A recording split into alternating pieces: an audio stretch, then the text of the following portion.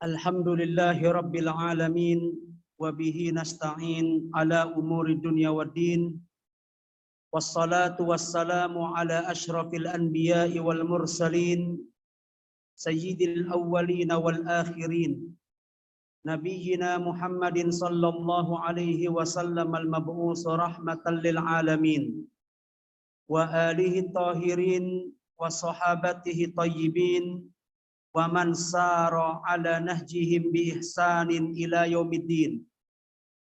Faqala ta'ala ya ayyuhalladzina amanu taqullaha haqqa tuqatih wa la tamutunna illa wa antum muslimun. Inna asdaqal hadisi kitabullah wa khairal hadi hadi Muhammadin sallallahu alaihi wasallam wa syarrul umuri muhdatsatuha wa kulla muhdatsatin bid'ah wa kulla bid'atin dhalalah wa kulla dhalalatin finnar. Allahumma inna nas'aluka ilman nafi'a wa rizqan thayyiba wa amalan mutaqabbala. Allahumma anfa'na bima 'allamtana wa 'allimna ma yanfa'una wa zidna ilma. Subhanaka la ilma lana illa ma 'allamtana innaka antal alimul hakim. Ma'asyiral ikhwati wal akhawat, kaum muslimin, kaum muslimat rahimani wa rahimakumullah. Alhamdulillah, yang pertama sudah barang tentu kita patut untuk senantiasa memuji Allah Subhanahu wa taala. Rabb kita yang maha terpuji lagi maha tinggi. Dan juga kita patut untuk bersyukur kepada Allah Subhanahu wa taala atas segala nikmat-nikmat, karunia, kebaikan, keberkahan yang terus Allah curahkan dan Allah limpahkan kepada kita. Walhamdulillah, satu nikmat yang saat ini amat sangat kita rasakan di saat Allah Subhanahu wa taala mengkaruniakan kepada kita kesehatan dan umur panjang. Jadi Allah berikan kepada kita umur panjang, Allah berikan kepada kita kesempatan hidup. Ini merupakan satu nikmat dari Allah Subhanahu wa taala yang patut untuk senantiasa kita syukuri. Namun sudah barang tentu para akhwat sekalian, sekedar orang berumur panjang itu bukan menandakan kebaikan. Jadi enggak mesti orang-orang yang Allah panjangkan umurnya itu adalah orang baik. Tergantung bagaimana kita memanfaatkan umur yang Allah berikan kepada kita. Kalau umur panjang, kesempatan hidup yang Allah karuniakan kepada kita saat ini, mampu kita isi, mampu kita sibukkan dengan sesuatu yang bermanfaat, amal-amal saleh, amal-amal kebaikan, kebajikan dan ketaatan, maka itulah tanda kebaikan. Orang yang mampu melakukannya, maka dia akan dianggap sebagai manusia terbaik. Nabi Shallallahu Alaihi Wasallam bersabda, "Man khairun nas man tala umruhu." Perhatikan ini, khairun nas man tala umruhu. Sebaik-baiknya manusia adalah orang yang paling panjang umurnya. Apakah sekedar orang yang berumur panjang itu tanda kebaikan? Tidak. Perhatikan perkataan Nabi pada penggalan kalimat berikutnya. Beliau mengatakan wa hasuna amaluhu. Ini yang perlu digaris bawahi. Sebaik-baiknya manusia adalah orang yang panjang umurnya, wa hasuna amaluhu, dan baik amalnya. Maka kalau kita ingin umur panjang yang ada pada kita menjadi sesuatu yang baik, maka harus kita iringi, kita ikuti umur panjang ini dengan amal-amal yang baik. Karena yang Nabi katakan sebaik-baiknya manusia yang panjang umurnya dan baik amalnya. Bukan cuma sekedar panjang umur saja. Karena apalah artinya dari umur yang panjang kalau ternyata kita isi hanya untuk menambah dosa dan kemaksiatan. Jika seperti itu adanya, maka umur panjang yang dia dapatkan bukan membawa dia pada kebaikan, justru akan mengantarkan dia pada kebinasaan, waliyadzubillah. Dan perhatikan, orang-orang yang modelnya seperti ini itu ada. Yang Allah berikan padanya umur panjang, untuk apa? Untuk sekedar menambah dosa-dosa dia kepada Allah. Perhatikan firman Allah Subhanahu wa taala yang Allah sebutkan di dalam surat Ali Imran. Surah Ali Imran ayat 178. Ya. Allah mengatakan wala yahsabannalladzina kafaru. Janganlah orang-orang kafir menyangka, janganlah orang-orang kafir mengira annama numli lahum khairan li anfusihim, bahwa ketika kami tunda ajal mereka, kami tangguhkan kematian mereka, kami panjangkan umur mereka, jangan mereka menyangka itu pertanda baik untuk diri-diri mereka. Allah berikan di sini peringatan. Ya. Jangan sampai menyangka, mengira bahwa ketika Allah tunda kematian seseorang, Allah tangguhkan ajalnya, Allah bentangkan umurnya, itu pertanda kebaikan buat diri mereka. Annama numli lahum liyazdadu itsma. Karena sengaja kami tunda kematian mereka, agar dengan itu mereka semakin menambah dosa-dosa mereka. Waliyadzubillah. Jadi ternyata ada sebagian orang yang Allah panjangkan umurnya untuk apa? Sekedar untuk menumpuk dosa-dosa saja. Bukan untuk dia manfaatkan bertaubat dari dosa masa lalu. Bukan untuk dia manfaatkan memperbaiki diri. Bukan untuk dia manfaatkan memupuk amal-amal soleh dan kebajikan. Memberikan manfaat buat manusia. Tapi sekedar untuk menambah dosa. Jika demikian adanya, apa kata Allah? Walahum azabum muhin. Maka mereka, orang-orang yang Allah panjangkan umurnya, kemudian mereka gunakan sekedar untuk menambah dosa, kelak mereka akan mendapatkan azab muhin, azab yang menghinakan, waliyadzubillah. Maka kita introspeksi diri, ya. Betul bahwa panjang umur adalah karunia, nikmat dari Allah Subhanahu wa taala, tapi sekedar kita bisa mendapatkan umur panjang itu bukan pertanda kebaikan. Ketika orang diselamatkan oleh Allah Subhanahu wa taala dari bencana-bencana yang mematikan misalkan, itu bukan sebagai pertanda kebaikan buat dia. Sekali lagi, baik atau tidaknya panjang umur yang Allah karuniakan kepada kita akan tergantung untuk apa umur itu kita gunakan. Kalau untuk kebaikan, untuk ketaatan, untuk amal saleh, untuk memberikan manfaat kepada manusia yang lainnya, maka panjang umur itu akan berdampak baik buat dia. Tapi ketika umur itu dia manfaatkan sekedar untuk memupuk dosa, menambah dosa-dosa dia kepada Allah Subhanahu wa taala, maka wallahi yang seperti ini kematian mungkin lebih baik untuk dia daripada hidupnya. Baik para akhwat, para ummahat billah, a'azzani Allah wa iyyakum. Walhamdulillah, di kesempatan pagi hari ini kita bisa kembali berkumpul di tempat ini untuk mengkaji firman-firman Allah Subhanahu wa taala, yang kita berharap hadirnya kita di tempat ini bagian daripada usaha kita, upaya kita dari apa? Dari memanfaatkan kesempatan, waktu, umur panjang, kesehatan yang Allah Subhanahu wa taala karuniakan kepada kita, agar dengan itu kita mudah untuk mempertanggungjawabkan nikmat ini di hadapan Allah Subhanahu wa taala. Karena waktu itu, umur itu adalah sesuatu yang kelak akan dimintakan pertanggungjawaban oleh Allah Subhanahu wa taala. Di kesempatan ini kita akan membahas, mengkaji firman Allah Subhanahu wa taala dalam surat Al-Fajr ayat 15 sampai dengan ayat terakhir yaitu ayat 30 insyaallah taala. Ya, yang bawa mushaf bisa dilihat mushafnya.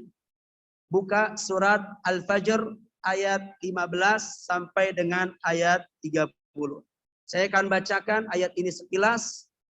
Kemudian saya terjemahkan secara singkat. Untuk selanjutnya kita akan bahas ayat per ayat yang terkait dalam surat ini. A'udzu billahi minasy syaithanir rajim. Fa'ammal insanu idza mabtalahu rabbuhu fa'akramahu wa na'amahu فيقول ربي أكرمن وأما إذا ما ابتلاه فقدر عليه رزقه فيقول ربي أهانن كلا بل لا تكرمون اليتيم ولا تحاضون على طعام المسكين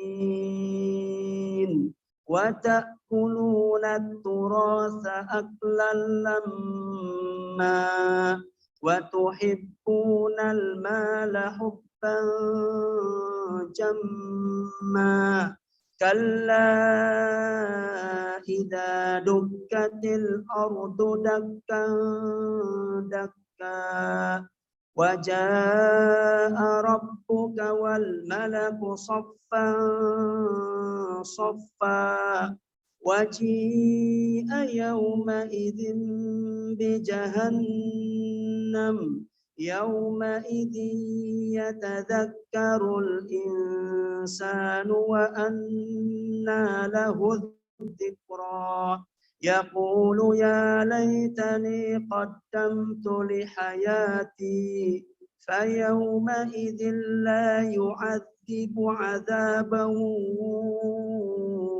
أحد ولا يوثق وثاقه أحد يا أيتها النفس المطمئنة ارجعي إلى ربك راضية مرضية فادخلي في عبادي وادخلي جنتي. Yaitu ayat-ayat yang insya Allah akan kita bahas pada kesempatan kali ini. Surah Al-Fajr ayat 15 sampai dengan ayat 30. Ya. Fa'ammal insanu idza mabtalahu rabbuhu. Maka adapun manusia apabila Tuhannya mengujinya dengan memuliakannya, dengan memberikan kesenangan kepadanya, maka dia akan mengatakan, Tuhanku telah memuliakanku. Saya ulang, ada sebagian manusia yang apabila Allah uji dengan kesenangan, maka dia akan mengatakan, Robku telah memuliakanku. Wa amma idza mabtalahu faqadara alaihi rizqah.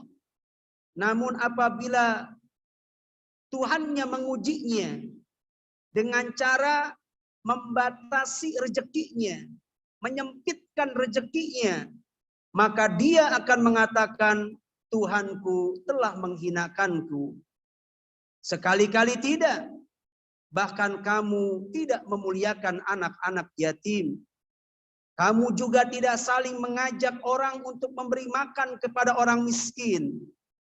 Dan kamu suka memakan harta warisan dengan cara mencampur baurkan antara yang halal dengan yang haram. Kamu mencintai harta dengan kecintaan yang berlebihan. Jangan berbuat demikian. Karena apabila nanti bumi telah digoncangkan dengan goncangan yang berturut-turut, dan datanglah Rabb-Mu sedang malaikat dalam keadaan berbaris-baris. Dan pada hari itu akan ditampakkan dan diperlihatkan neraka jahanam. Dan pada hari itu ingatlah manusia apa yang telah dia kerjakan.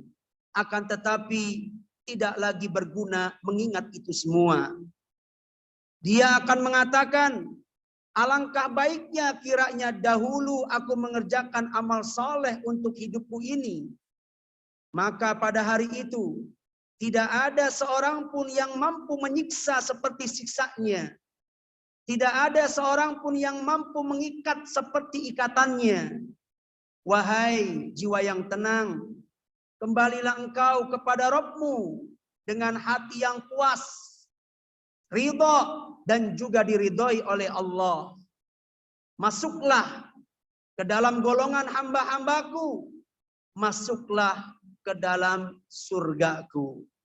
Itu makna yang terkait dari ayat yang kita baca. Baik, kita akan bahas dulu ayat dari ayat 16 dan 15 dan 16.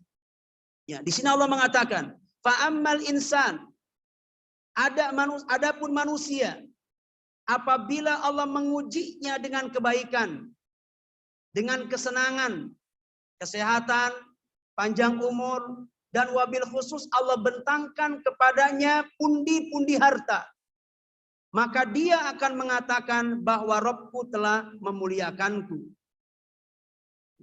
Dan apabila dia diuji dengan sebaliknya, dibatasi rezekinya, disempitkan rezekinya, dijadikan dia orang-orang yang fakir dan miskin, maka dia akan mengatakan Tuhanku telah menghinakanku.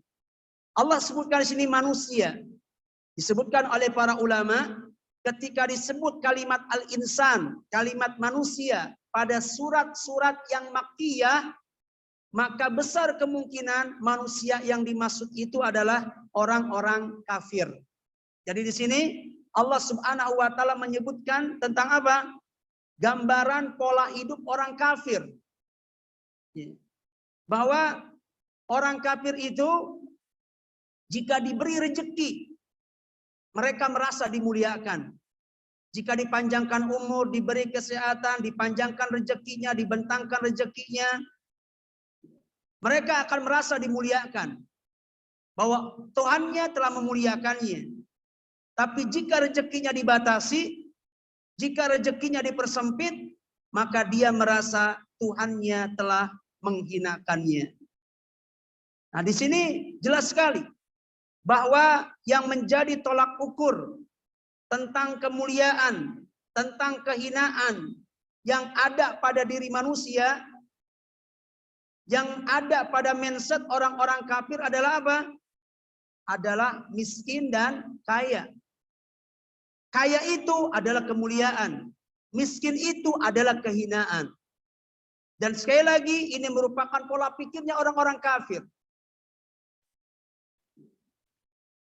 Bahwa ketika Allah jadikan mereka orang-orang kaya, bentangkan rezekinya, mereka merasa menjadi mulia. Tapi ketika Allah batasi dan Allah sempitkan rezekinya, mereka merasa menjadi terhina. Ini mindset, pola pikir, barometer dari apa? Dari kehinaan dan kemuliaan pada diri orang-orang kafir. Sementara kita orang beriman tidak berpikir demikian. Kemuliaan tidak diukur dengan kekayaan. Kehinaan juga tidak diukur dengan kemiskinan. Tetapi bagi orang beriman, dia akan merasa mulia ketika diberikan taufik, kekuatan, kemudahan oleh Allah Subhanahu wa taala dalam beribadah kepadanya. Itulah barometer kemuliaan pada diri seorang mukmin. Di saat Allah Subhanahu wa taala berikan apa? Kekuatan, kemampuan untuk melakukan ketaatan. Allah mudahkan urusan akhiratnya. Allah mudahkan dia untuk sholat. Allah mudahkan dia untuk bisa merutinkan bacaan Al-Quran. Allah mudahkan dia untuk ngaji, menuntut ilmu. Segala amal-amal yang mengantarkan dia pada kebaikan akhirat, maka itulah tanda kemuliaan, barometer kemuliaan bagi seorang beriman. Bukan seperti mindsetnya, pola pikirnya orang-orang kafir yang mengkaitkan kemuliaan itu dengan apa? Kekayaan. Anda diberikan harta, Anda jadi orang kaya, berarti Anda mulia. Mindset orang beriman tidak seperti itu. Barometer kemuliaan bagi seorang beriman adalah di saat dia diberikan kemampuan oleh Allah untuk melakukan amal kebaikan dan ketaatan. Dan sebaliknya, kehinaan bagi orang tidak diberikan kemampuan untuk itu. Di saat hilang semangatnya, di saat hilang kemauannya untuk melakukan amal-amal kebaikan, justru dirinya semangat untuk apa? Untuk hal-hal kemaksiatan. Itu musibah. Itulah kehinaan. Ketika ada orang yang seperti ini, mau ngapa-ngapain dari amal kebaikan, berat rasanya. Ya. Laki-laki melangkahkan kaki ke masjid, sholat berjamaah, berat. Tapi kalau kaki itu dilangkahkan ke tempat-tempat yang lainnya, semangatnya membara. Semangatnya menggelora. Kalau diajak kaki itu untuk melangkah ke tempat-tempat perbelanjaan, ke tempat-tempat wisata, ke tempat-tempat hiburan, begitu semangat kaki itu melangkah. Kelihatan kuatnya, kelihatan kokohnya. Tapi ketika diajak kedua kaki itu untuk dilangkahkan ke masjid, begitu berat seperti tertanam di dalam tanah. Tidak Allah Subhanahu wa taala berikan kemudahan untuk apa? Melakukan amal kebajikan. Mau ngapa-ngapain? Berat. Merutinkan baca Quran pun berat. Nggak bisa dia merutinkan baca Quran. Nggak bisa dia sempatkan waktu untuk membaca selembar, 2 lembar dari ayat Al-Quranul Karim. Sementara ratusan WA mampu dia baca. Ya. Bahkan status orang dia intip-intip terus. Punya waktu untuk itu semuanya. Ya. Intip status orang, baca ratusan WA, belum lagi telegramnya, belum lagi medsos yang lainnya. Tapi untuk baca Quran, nggak bisa dia sempatkan waktu untuk itu. Ini sebuah musibah. Inilah kehinaan. Ketika Allah Subhanahu wa taala tidak berikan kepada dia apa? Kemampuan untuk melakukan kebaikan. Justru mudahnya melakukan dosa, mudahnya melakukan ketaatan. Salat dia berat, sedekah dia berat, ibadah dia berat, ya, itu tanda kehinaan. Malas beribadah kepada Allah Subhanahu wa taala itu tanda kehinaan, dan itulah musibah yang sebenarnya. Jadi musibah yang sebenarnya itu adalah apa? Musibah dalam masalah agama. Karena musibah itu dikatakan oleh para ulama ada 2 macam. Ada musibah dunia, ada musibah agama. Musibah dunia ya seperti musibah-musibah yang saat ini kita saksikan, ya, orang kehilangan hartanya, kehilangan kesempatan kesehatannya, ya, kehilangan hartanya dan lain sebagainya. Itu musibah, berat memang. Tapi seberat-beratnya musibah itu cuma musibah dunia. Yang paling lama kita rasakan 60 tahun sudah. Taruhlah orang sejak lahir misalkan sampai dia hidup di dunia, ya miskin terus, sakit terus, paling lama cuma 60 tahun. Karena musibah-musibah itu cuma musibah masalah dunia. Tapi ingat, selain ada masalah musibah dunia, ada juga musibah dalam masalah agama. Apa itu? Di saat dia tidak diberikan taufik, kekuatan, kemudahan untuk melakukan amal-amal saleh, amal-amal kebajikan dan ketaatan. Makanya di antara doa yang senantiasa dibaca oleh Nabi, ya, memohon kepada Allah agar Allah tidak jadikan musibah yang menimpanya adalah musibah dalam masalah dunia. Kalau musibah dalam masalah agama. Kalau musibah masalah dunia, setiap kita pasti akan merasakannya. Selama kita hidup, pasti kena musibah. Pasti ada hal-hal yang tidak kita inginkan ada pada diri kita. Dan itu sudah merupakan sebuah ketentuan Allah. Dalam surat Al-Baqarah Allah mengatakan wala nabluwannakum Sungguh pasti kami akan uji kalian. Bisyai'im minal khawfi wal ju', dengan sedikit dari takutan, kekhawatiran, lapar, kekurangan harta, kekurangan buah-buahan, kekurangan jiwa, maksudnya ditinggal mati oleh orang-orang yang dia cintai. Ini kan mesti ini. Pasti satu saat kita akan ditinggal mati oleh orang-orang yang dia cinta, yang kita cintai. Pasangan hidup kita, anak kita, ayah kita, ibu kita, kakak kita, paman kita. Akan ada saatnya seorang mendapatkan kesulitan-kesulitan itu. Musibah-musibah. Seandainya dia tidak mendapatkan sakit dan miskin misalkan, maka dia akan ditinggal mati oleh orang-orang yang dia cintai. Itu juga bagian daripada musibah yang mau tidak mau akan dia alami ketika hidup di dunia. Itu musibah dunia. Ya, enggak seberapa sakitnya, enggak seberapa susahnya. Tapi akan menjadi sesuatu yang berat buat kita di saat Allah berikan kepada kita musibah dalam masalah agama. Makanya di antara doa Nabi adalah apa? Wala taj'al musibatana fi dinina. Ya. Ya Allah, janganlah engkau jadikan musibah yang menimpa kami adalah musibah dalam urusan agama. Ya. Ini yang diminta oleh Nabi. Nabi enggak minta untuk dijauhkan untuk tidak diberikan musibah dunia, karena musibah dunia pasti akan dirasakan oleh setiap kita. Yang harus kita waspadai, yang harus kita khawatirkan terjadi pada diri kita di saat Allah timpakan kepada kita apa? Musibah-musibah masalah agama. Ya. Jadi sekali lagi di dua ayat ini, ayat 15, ayat 16, Allah Subhanahu wa taala menyebutkan tentang pola pikir orang-orang kafir yang mengkaitkan kemuliaan dan kehinaan dengan kekayaan dan kemiskinan. Mulia itu ketika kaya, miskin itu ketika hina. Karena berawal dari mindset hidup ini, ya maka nanti akan disebutkan apa yang akan mereka lakukan. Bagi mereka kemuliaan itu adalah dengan kekayaan. Makanya mereka pun begitu semangat dalam mencari kekayaan. Itu hakikatnya apa? Mindset orang-orang kafir secara umum. Makanya kemudian muncullah slogan-slogan time is money itu. Waktu adalah uang. Ya. Kenapa? Karena itu tadi. Berawal dari apa? Dari keyakinan mereka. Kalau ada uang, kaya pasti mulia. Nggak punya uang, pasti hina. Padahal bukan itu barometer kehinaan dan kemuliaan. Maka di sini sekali lagi nanti akan disebutkan bantahan Allah Subhanahu wa taala terhadap pola pikir yang seperti ini.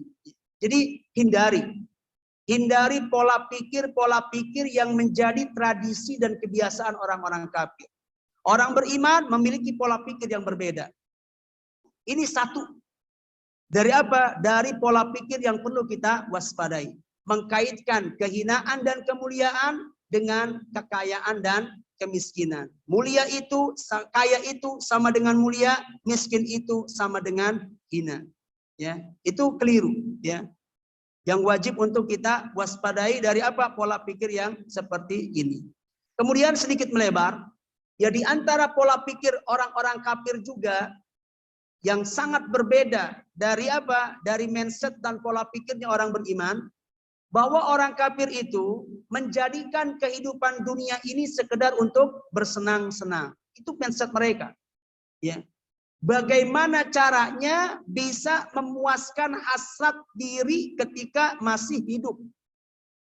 Maka atas dasar itulah mereka berupaya memanfaatkan kehidupan yang mereka dapatkan di dunia ini untuk apa? Memuaskan semua hasrat-hasrat mereka. Sebagaimana yang Allah sebutkan di dalam surat Muhammad ayat 12. Perhatikan. Surat Muhammad ayat 12. Allah mengatakan walladzina kafaru, dan orang-orang kafir yatamatta'un, mereka bersenang-senang dalam kehidupan dunia ini. Ya. Mereka bersenang-senang dalam kehidupan dunia ini. Bagaimana caranya mereka bisa bersenang-senang, berpoya-poya dalam kehidupan dunia ini? Bagaimana bisa memuaskan hasrat, semua hasratnya? hasrat makannya, hasrat minumnya, hasrat perutnya, hasrat kemaluannya. Untuk itulah mereka hidup. Sekedar untuk apa? Memenuhi semua keinginan-keinginan jiwa. Yatamatta'un, mereka gunakan hidup ini untuk apa? Sekedar bersenang-senang, sekedar berpoya-poya. Ya'kulun, mereka gunakan untuk makan saja. Ya'kuluna wa yatamatta'un, bermakan dan bersenang-senang kama ta'kulul an'am. Ya. Pola pikir yang seperti ini sama seperti makannya binatang ternak. Ya. Jadi orang kafir itu sebenarnya kata Allah, gaya hidup mereka itu sama seperti binatang ternak. Mereka makan, minum, sekedar melampiaskan syahwat perut dan syahwat kemaluan. Binatang ternak pun juga sama. Untuk itulah mereka hidup. Sekedar untuk makan, untuk minum, tidur, bersenang-senang, kemudian melampiaskan syahwat kemaluannya, kemudian mati. Makanya Allah sebut kama ta'kulul an'am. Apakah seperti itu pola hidup manusia beriman? Hidup cuma sekedar bersenang-senang, hidup cuma sekedar makan, hidup sekedar untuk melampiaskan syahwat perut dan kemaluan? Tidak. Tapi bagi orang beriman, ada tujuan penting yang hendak dia wujudkan dalam hidup. Apa itu? Beribadah kepada Allah. Mentauhidkan Allah dalam peribadatan. Untuk ibadahlah orang beriman itu hidup. Sehingga dalam hidupnya kamus ibadah itu tetap ada. Makan, minum, cuma sekedar apa? Cuma sekedar wasilah. Agar dengan itu dia bisa maksimal dalam ibadah kepada Allah. Makannya dia, tidurnya dia, minumnya dia, istirahatnya dia. Sebagai wasilah agar maksimal dalam ibadah kepada Allah. Agar sholatnya bisa maksimal, baca Qur'annya bisa maksimal. Menjalankan kewajiban dia sebagai istri, sebagai suami, sebagai pegawai secara maksimal. Yang itu semua bagian daripada ibadah yang ada dalam agama kita. Makan itu sarana saja, wasilah saja, dan bukan tujuan. Sementara orang kafir itu dijadikan tujuan. Nah ini juga salah satu apa? Pola pikir orang kafir yang perlu untuk kita selisih. Orang beriman jangan seperti itu. Nah, jadi itu yang disebutkan oleh Allah Subhanahu wa taala. Di ayat 15, 16 Allah sebutkan di sini tentang apa? Tentang pola pikirnya orang kafir yang senantiasa mereka mengkaitkan rezeki, mengkaitkan kekayaan dengan kemuliaan, sementara ketika rezekinya disempitkan, dikecilkan, dibatasi, mereka mengkaitkan itu dengan sebuah kehinaan. Kalla bal tukrimunal yatim. Sebelum itu, mohon maaf sebelum itu. Nah, di sini Allah Subhanahu wa taala sebutkan wa amma, di ayat 15 Allah menyebutkan ujian itu ada orang yang Allah uji dengan cara apa? Dengan cara Allah berikan kesenangan. Jadi ternyata kesenangan itu bagian daripada ujian. Di ayat 16 ada orang yang Allah uji dengan cara Allah sempitkan, sulitkan rezekinya. Itu juga bagian daripada ibtila, bagian daripada ujian. Ketika Allah berikan padanya kesenangan, Allah bahasakan itu sebagai apa? Ujian. Ketika ada orang yang Allah batasi rezekinya, sempitkan rezekinya, Allah bahasakan juga itu dengan bahasa ujian. Menunjukkan yang namanya ujian itu bukan cuma sekedar miskin. Yang namanya ujian itu bukan cuma sekedar sakit. Tapi ujian itu luas cakupannya. Bisa berupa kebaikan, bisa juga berupa keburukan. Makanya dalam surat Al-Anbiya ayat 35 Allah mengatakan wa nabluukum bisyarri wal khairi fitnah. Kami uji kalian dengan keburukan dan kebaikan sebagai ujian buat kalian. Perhatikan ini. Jangan sampai kita kemudian memahami yang namanya ujian itu cuma sekedar sakit, cuma sekedar miskin, tidak. Hatta dia kaya raya, diberikan berbagai macam kebaikan, kenikmatan, hakikatnya itu ujian buat dia. Maka sejatinya orang itu nggak ada yang baik-baik saja. Setiap kita sedang berjuang dengan ujian kita masing-masing. Jangan kita anggap yang sedang berjuang untuk melawan ujian itu cuma orang-orang yang miskin saja. Dia sedang berjuang untuk melawan ujian kemiskinan dari Allah. Tidak. Orang kaya raya pun, ya, sejatinya mereka telah berjuang dengan ujian mereka.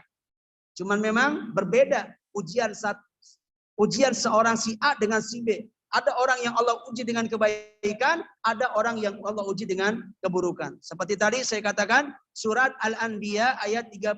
Allah mengatakan, kami uji kalian dengan kebaikan dan keburukan. Semuanya adalah fitnah buat kalian.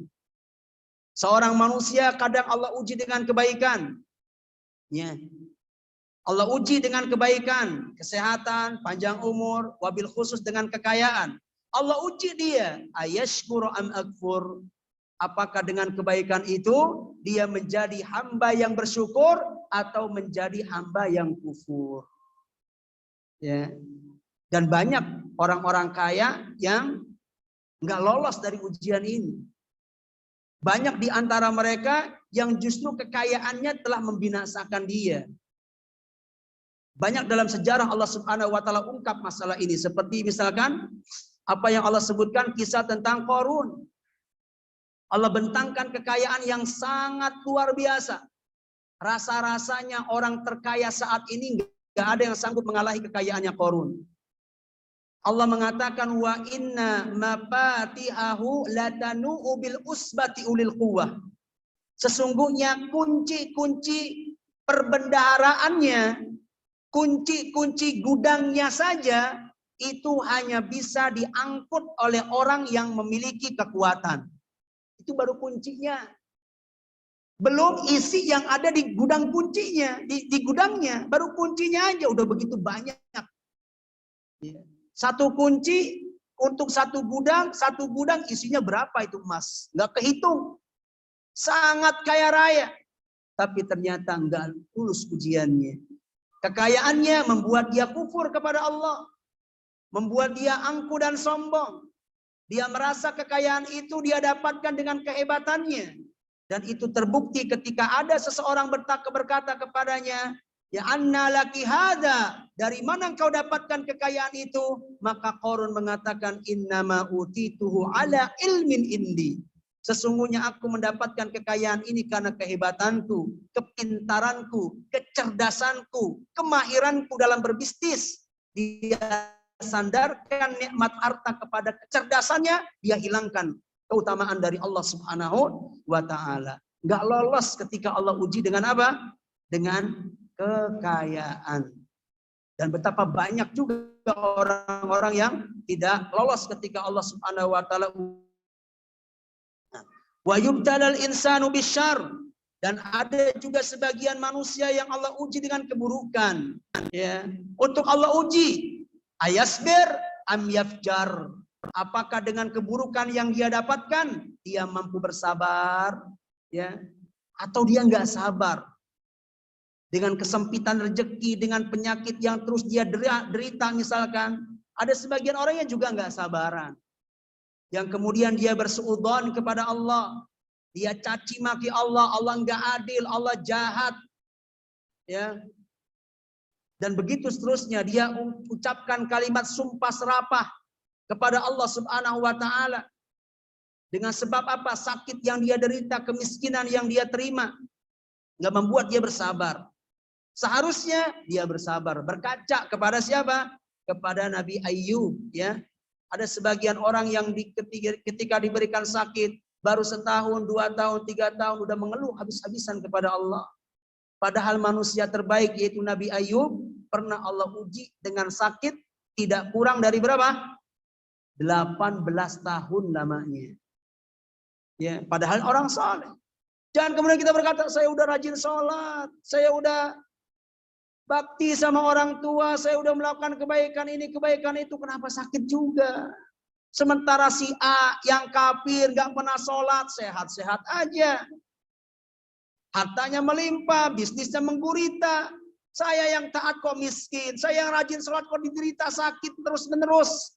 Ya. Dia nggak ingat, dulu ada orang yang lebih soleh dari dia. lebih baik daripada dia. Bahkan dengan kebaikannya Allah angkat dia menjadi seorang nabi. Jangan mentang-mentang baik gak akan mendapatkan ujian. Nabi Ayub, manusia baik. Allah angkat nabi. Tetap Allah uji dengan penyakit. Berapa lama? Tidak kurang dari 18 tahun lamanya. Sementara kita mungkin baru diuji 2 tahun, 3 tahun, 5 tahun. Enggak selama ujian yang diberikan oleh Allah Subhanahu wa taala kepada Nabi Ayub alaihi salatu wassalam. Jadi yang bisa kita ambil dari 2 ayat ini adalah apa? Bahwa yang namanya ujian hidup bukan cuma sekedar kemiskinan. Hakikatnya kekayaan pun bisa menjadi ujian. Ya. Jadi ketika Allah berikan kepada kita harta, kekayaan, jangan merasa bahwa Allah berkehendak baik buat kita. Tinggal bagaimana kita memanfaatkan kekayaan tersebut. Kalau kekayaan ini kita jadikan sebagai sarana kita, kendaraan kita untuk bisa menggapai kebahagiaan akhirat, maka kekayaan ini akan menjadi sebuah kebaikan. Tapi betapa banyak juga orang yang dengan kekayaannya malah memfasilitasi dia untuk apa? Untuk berbuat dosa dan kemaksiatan. Ya, dengan mobilnya, dengan kendaraannya. Mungkin kalau dia nggak punya mobil, dia nggak akan sampai ke tempat itu. Ya. Tapi karena punya mobil, sampai akhirnya ke tempat buruk itu. Ya, betapa banyak ya orang-orang yang Allah berikan kelebihan, hartakah, kendaraankah, justru malah mendekatkan dia pada kemaksiatan. Dia gunakan pemberian Allah untuk bermaksiat kepadanya. Dan rata-rata yang banyak seperti itu. Jarang sekali orang-orang yang memanfaatkan pemberian untuk apa? Untuk sebagai sarana dia untuk ketaatan. Yang paling banyak adalah apa? Memanfaatkan pemberian Allah untuk bermaksiat kepada Allah Subhanahu wa taala. Ya. Kita lanjutkan ayat berikutnya. Kalla, sekali-kali tidak. Ini bantahan Allah. Tidak seperti itu yang benar. Enggak benar kalau mengkaitkan kemuliaan itu dengan kekayaan. Enggak benar kalau mengkaitkan kehinaan itu dengan kemiskinan. Kalla, sekali-kali tidak. Balla tukrimunal yatim. Bahkan kalian tidak memuliakan anak yatim. Jadi sekali lagi di sini Allah Subhanahu wa taala membantah. Membantah apa? Prasangka orang-orang kafir yang mengkaitkan kemiskinan dengan kehinaan atau kekayaan dengan kemuliaan. Karena harta bukanlah ukuran kemuliaan. Sebagaimana kemiskinan juga bukan ukuran kehinaan. Seseorang bisa dia menjadi mulia walaupun tanpa harta. Bisa nggak mulia tanpa harta? Bisa. Karena itu banyak kita dapatkan para nabi. Ya. Jadi orang itu bisa mendapatkan kemuliaan, bisa dengan kekayaan, bisa juga dengan tanpa kekayaan. Kita lihat para nabi alaihi wassalatu wassalam, mereka adalah kelompok manusia yang mulia. Jelas para nabi itu adalah orang-orang yang Allah muliakan. Apakah mereka kaya semua? Tidak kaya semua. Ada sebagian mereka yang miskin. Ada sebagian mereka yang betul ada yang kaya. Ya, Nabi Sulaiman. Ya. Ada sebagian mereka yang kaya raya. Tapi ada juga sebagian mereka yang miskin. Menunjukkan kaya dan miskin bukanlah acuan dan bukan barometer dari kemuliaan. Kita bisa menggapai kemuliaan. Bisa dengan kekayaan, bisa juga dengan tanpa kekayaan. Para sahabat Nabi Ridwanullah alaihi wassalatu wassalam juga demikian. Mereka adalah manusia-manusia terhormat. Mereka semua adalah sekelompok manusia yang Allah muliakan. Bahkan Allah puji kemuliaan mereka ini. Kuntum khaira ummatin. Kalian adalah sebaik-baiknya umat. Ukhrijat linnas. Yang pernah dimunculkan oleh Allah di muka bumi ini. Subhanallah. Itu siapa? Pujian Allah. Pujian kepada para sahabat langsung turun dari langit. Allah yang langsung memberikan pujian kepada mereka. Bahwa tidak ada generasi terbaik yang pernah Allah munculkan ke muka bumi. Melainkan generasinya para sahabat Rasulullah. Kuntum khaira ummatin. Kalian adalah sebaik-baiknya umat. Ukhrijat linnas, yang pernah dikeluarkan oleh Allah, ditampakkan oleh Allah, dimunculkan oleh Allah di muka bumi ini. Siapa? Para sahabat. Kaya mereka kaya semua? Tidak. Betul ada sebagian mereka yang kaya seperti Utsman bin Affan, ya. Seperti Abdurrahman bin Auf, ya. Para pedagang, para saudagar kaya. Tapi banyak juga, bahkan kebanyakan mereka, mayoritas mereka adalah orang-orang miskin. Ya. Termasuk siapa? Misalkan Abu Hurairah, yang sampai disebutkan karena saking menahan lapar dia sampai pingsan. Keumuman dari para sahabat Nabi adalah miskin. Satu dua ada sahabat yang kaya segelintir saja. Tapi keumuman mereka adalah orang-orang miskin. Abu Hurairah radhiyallahu anhu dikenal sebagai sahabat yang miskin. Bahkan sebagai ahlus suffah yang hidupnya itu di pinggir-pinggir masjid. Kelaparan. Sampai pingsan menahan lapar. Tapi mereka mulia. Bahkan namanya terus didengungkan. Namanya terus disebut. Sampai saat ini dan sampai akhir kiamat insyaallah. An Abi Hurairah radhiyallahu an, ya, berapa ribu orang, berapa juta orang yang senantiasa menyebut-nyebut nama beliau setiap saatnya. Dan itu beliau dapatkan dengan apa? Dengan kemiskinan yang ada pada mereka. Mampu menggapai kemuliaan tidak dengan kekayaan. Maka jelaslah bahwa mindset, pola pikir kemuliaan hanya bisa digapai dengan kekayaan atau kemiskinan akan menyebabkan orang mendapatkan kehinaan, itu enggak benar. Makanya Allah katakan, kalla, sekali-kali tidak. Kita bisa menggapai kemuliaan, betul bisa dengan harta, tapi tidak menutup kemungkinan juga kita bisa menggapai kemuliaan itu dengan apa? Dengan tanpa harta, tanpa kekayaan. Nah,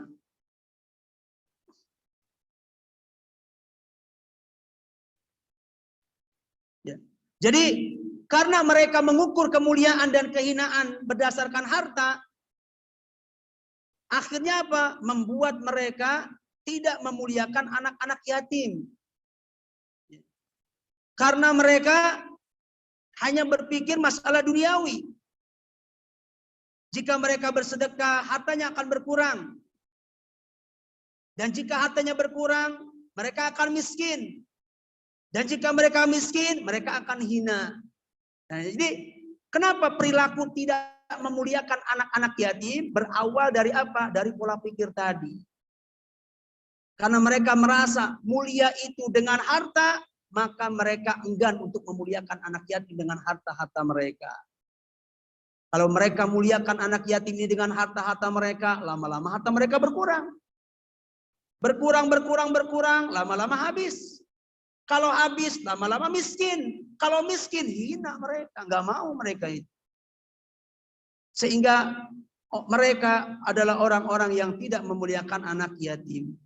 Justru sebaliknya, mereka tidak ragu-ragu untuk memakan dan mengambil harta anak yatim demi untuk bisa mewujudkan ketamakan mereka untuk menggapai kekayaan yang mereka anggap sebagai sarana untuk mengantarkan mereka pada kemuliaan.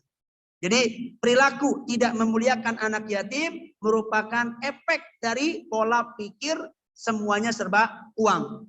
Semuanya serba harta.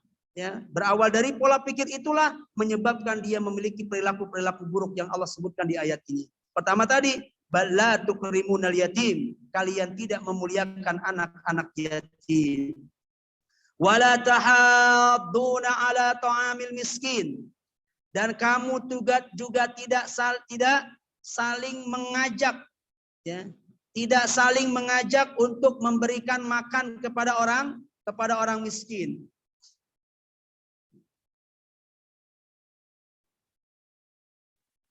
Tidak saling mengajak untuk memberikan makan kepada orang miskin.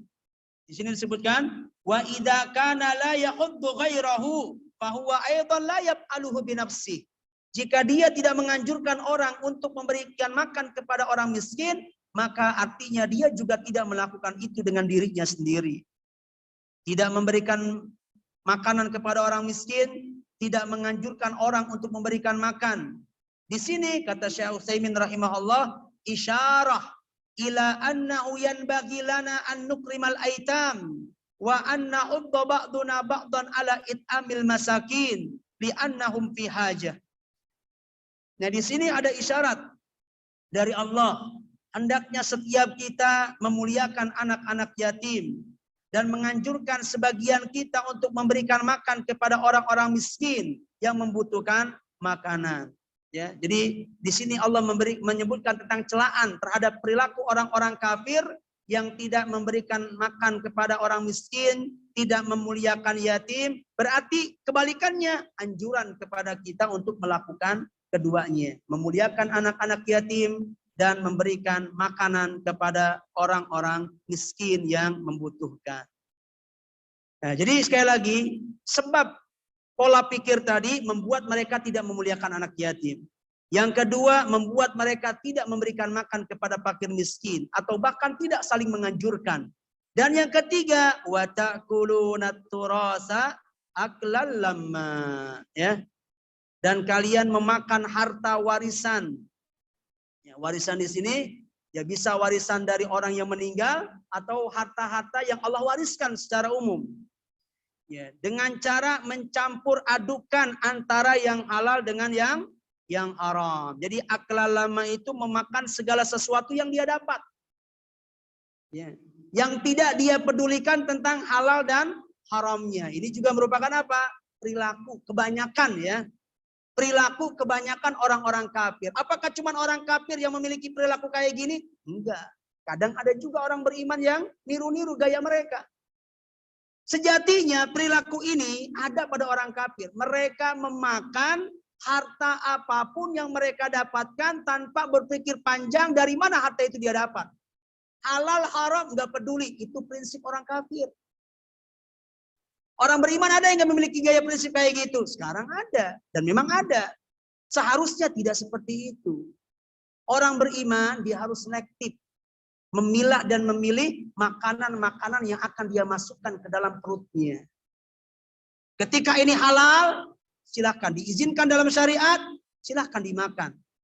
Tapi ketika makanan atau minuman itu sesuatu yang haram dalam ajaran agamanya, sekalipun menggiurkan, sekalipun kelihatannya enak, nikmat, minuman itu segar, ya, makanannya kelihatannya enak, tapi ketika dipastikan itu adalah makanan-makanan yang haram, seorang mukmin ya berhenti di sana, tidak melabrak batasan-batasan Allah.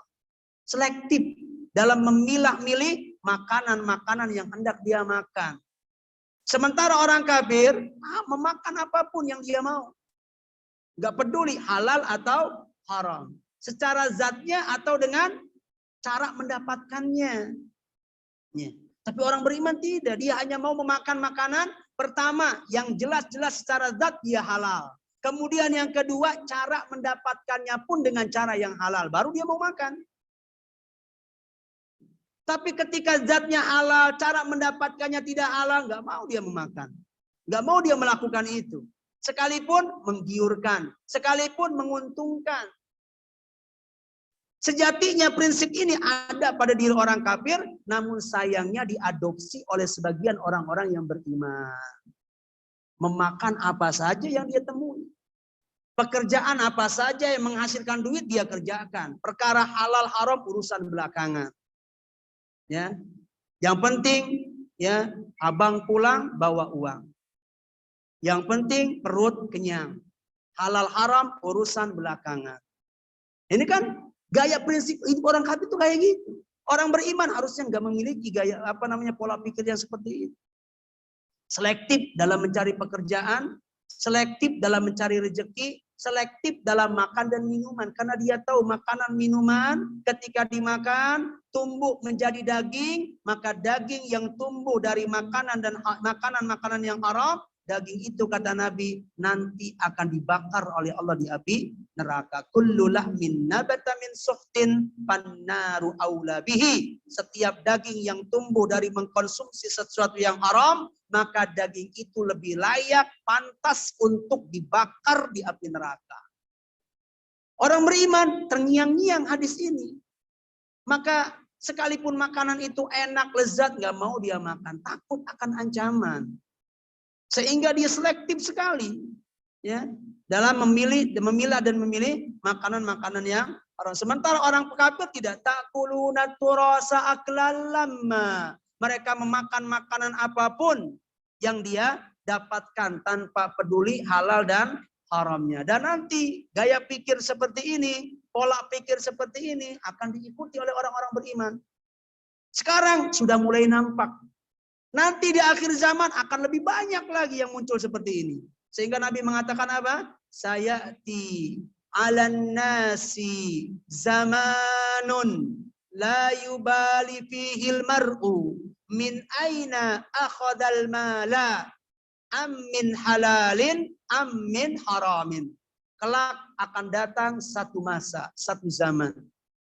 Di zaman tersebut seseorang tidak lagi mau ambil peduli dari mana dia mendapatkan harta.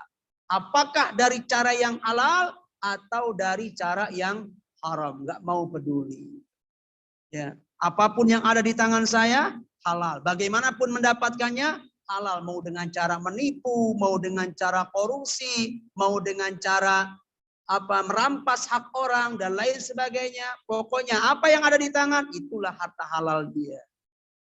Ya, ini pola pikir yang tidak benar. Asalnya itu pola pikir orang kafir yang kemudian diadopsi oleh sebagian orang-orang beriman. Ya, jadi lagi-lagi perilaku ini pun muncul akibat apa? Akibat pola pikir tadi. Ya, yang mengaitkan kemuliaan dengan apa? Dengan kekayaan. Wa tuhibbunal mala hubban jamma, dan kamu mencintai harta dengan kecintaan yang berlebihan. Ya, mencintai harta dengan kecintaan yang berlebihan.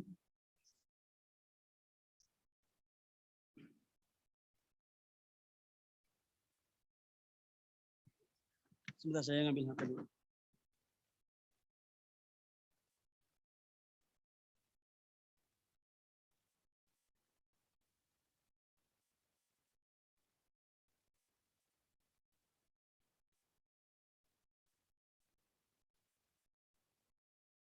Ya.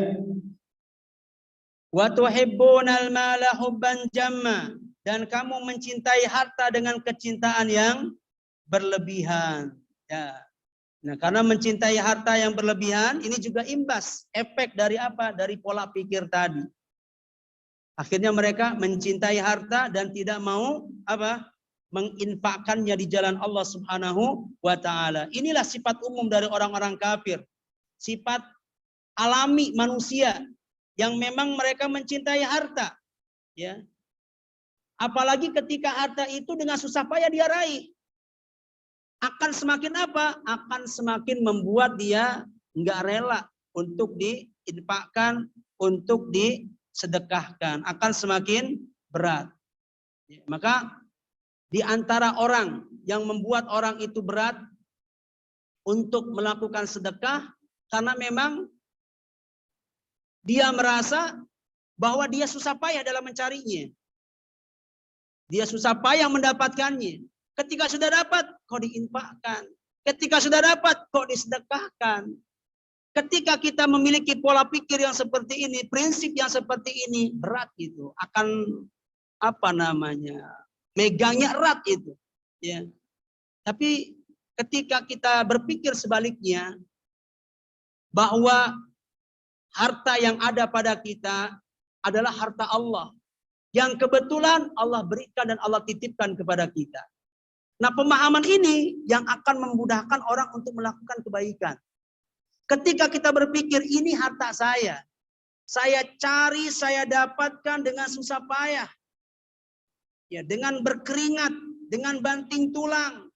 Ketika pola pikir itu ada, maka berat untuk kita berikan kepada orang lain. Berat untuk kemudian kita jadikan sebagai wasilah untuk infak dan sedekah. Kenapa? Karena kita merasa itu harta kita yang kita cari dengan susah payah. Tapi sebaliknya, ketika kita merasa bahwa apa yang ada dalam genggaman tangan kita adalah harta Allah yang Allah titipkan pada kita, maka sebaiknya kita sebagai orang yang Allah titipkan harta, kita belanjakan harta itu pada jalan-jalan yang Allah sukai. Makanya Quran membahasakan dan mengingatkan kepada kita tentang harta ini dinisbatkan kepada Allah. Allah mengatakan wa atuhum mimma lillahi alladzi atakum. Perhatikan itu. Ya. Wa atahum mimma lillahi alladzi atakum. Berikan kepada mereka. Berikan apa? Berikan kepada mereka dari harta Allah yang Allah berikan kepada kalian. Perhatikan di sini. Allah mengkaitkan harta, menyandarkan harta itu kepadanya. Nah, seharusnya ayat ini menjadi salah satu ayat yang memacu kita untuk apa? Gemar bersedekah. Jadi buat kita-kita yang mungkin agak berat sedekah, agak berat infak, kita ingat ayat ini. Ya, bahwa ayat ini mengingatkan kepada kita, harta apapun yang ada pada diri kita, hakikatnya dia milik Allah. Atahum, berikan kepada mereka min malillah, dari harta Allah, alladzi atakum, yang Allah telah berikan, titipkan kepada kalian. Nah, ketika kesadaran bahwa harta ini milik Allah, kita akan mudah untuk melepasnya. Tapi kalau kita merasa ini harta kita, milik kita, kita dapatkan dengan susah payah, dengan jerih payah, berat kita melepas. Tapi ketika kita sadari ini harta Allah, Allah titipkan pada kita, mudah kita untuk melepasnya. Ya. Nah, ada hal ini terjadi pada tamu kami di pesantren. Ada tamu biasa dari Kuwait datang, seorang pengusaha besar konon katanya, dan memang setiap datang ke pesantren itu selalu membawa kebaikan-kebaikan lah, ya. Kebaikan buat santrinya, kebaikan buat asatidahnya, guru-guru, karyawan, ya. Bahkan masyarakat sekitar pun mendapatkan kebaikan. Selalu itu bikin paket 200.000 misalkan untuk 100 orang sekitar dari sekitar pesantren, ya. Santrinya itu selalu dibekali jajanan 20.000 per santri, misalkan sekantong gitu kan. Ya, belum titipan buat guru-gurunya misalkan, selalu datang seperti itu, ya. Bahkan kasur-kasur untuk yatim beliau yang menanggungnya. Ya, kita para asatidah kagum lah, takjub lah dengan kebaikan dari orang ini. Dalam salah satu obrolan singkat, ada sebagian ustadz yang mengungkap rasa takjubnya kepada syekh ini. Yang luar biasa dari apa yang sudah diberikan.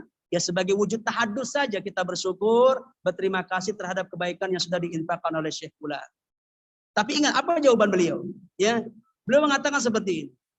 Ketika kita memberikan pujian yang mengungkap rasa kagum kita kepada beliau mengatakan kalimat yang mungkin bagi sebagian orang dianggap biasa, tapi saya merasa inilah kuncinya. Beliau melakukan itu ya setiap kali melakukan kunjungan ke pesantren. Beliau mengatakan, "Hada laisa mali, hada malullah."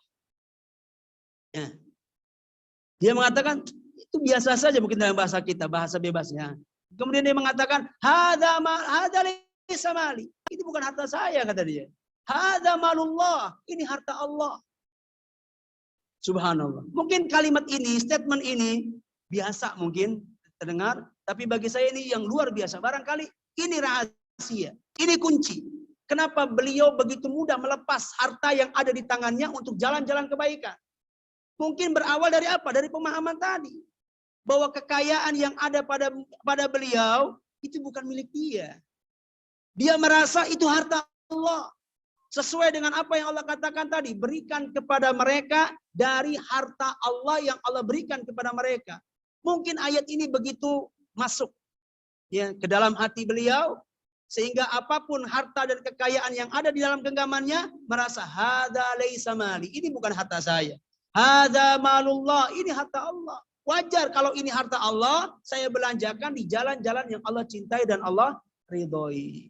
Ya. Dari sana dapat terungkap.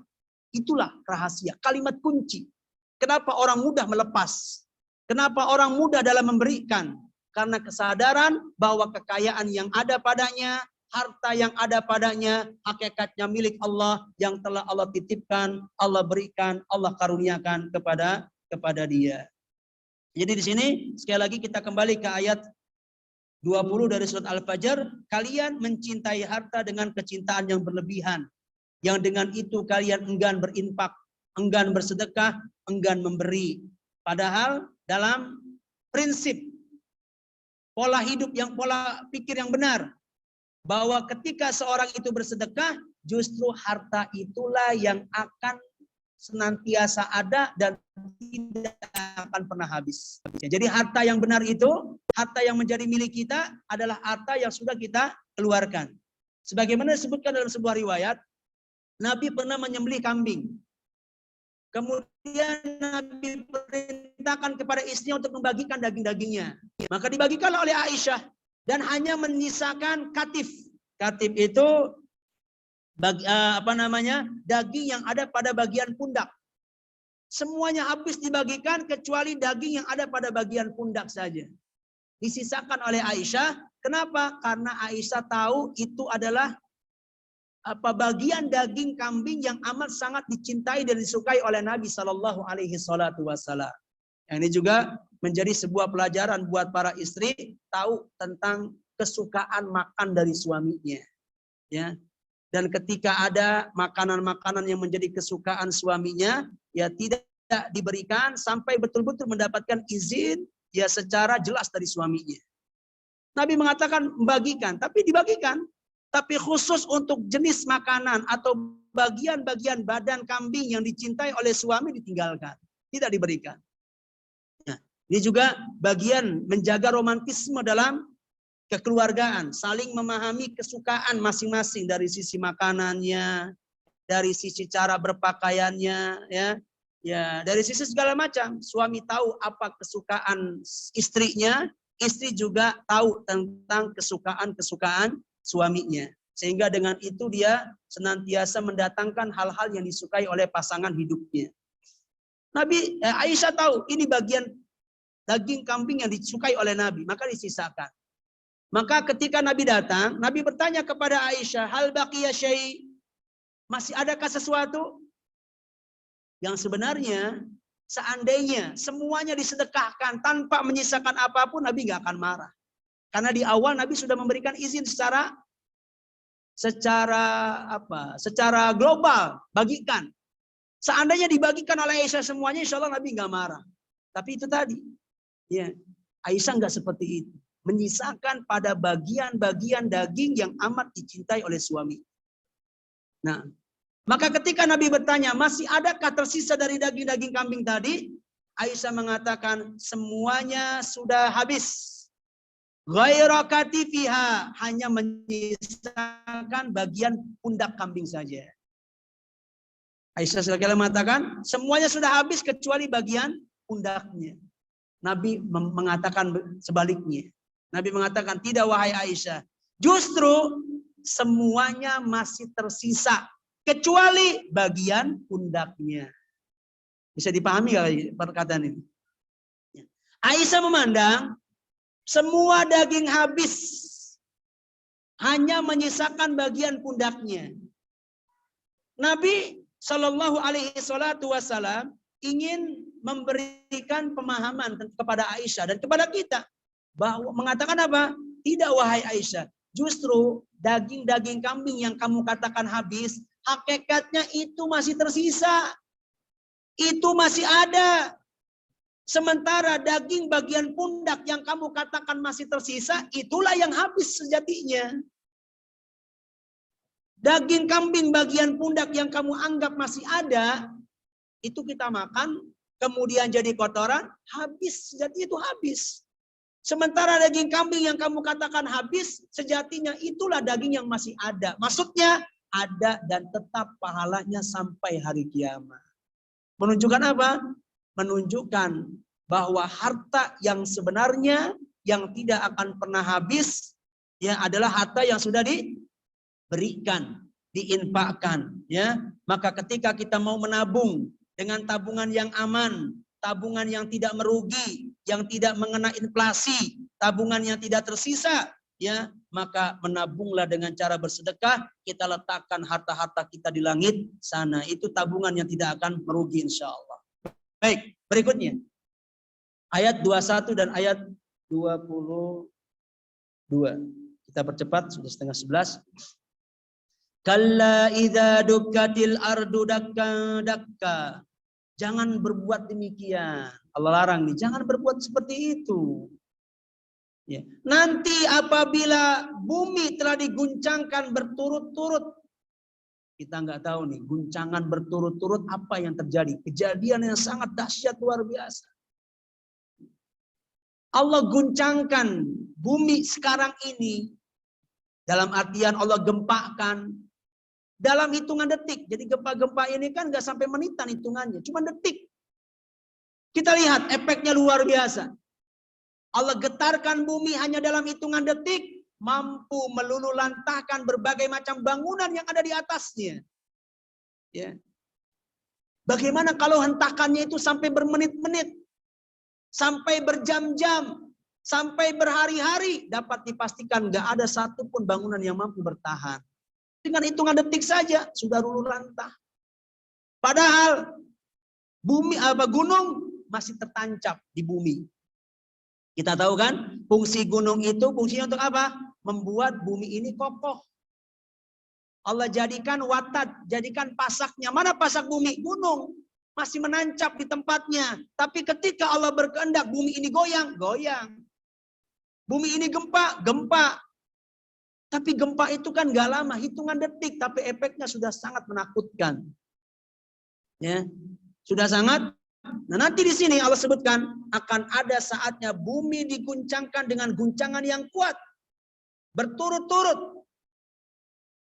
Waja'a rabbuka wal malaku saffa saffa. Ya. Dan Allah akan datang sedang malaikat berbaris-baris.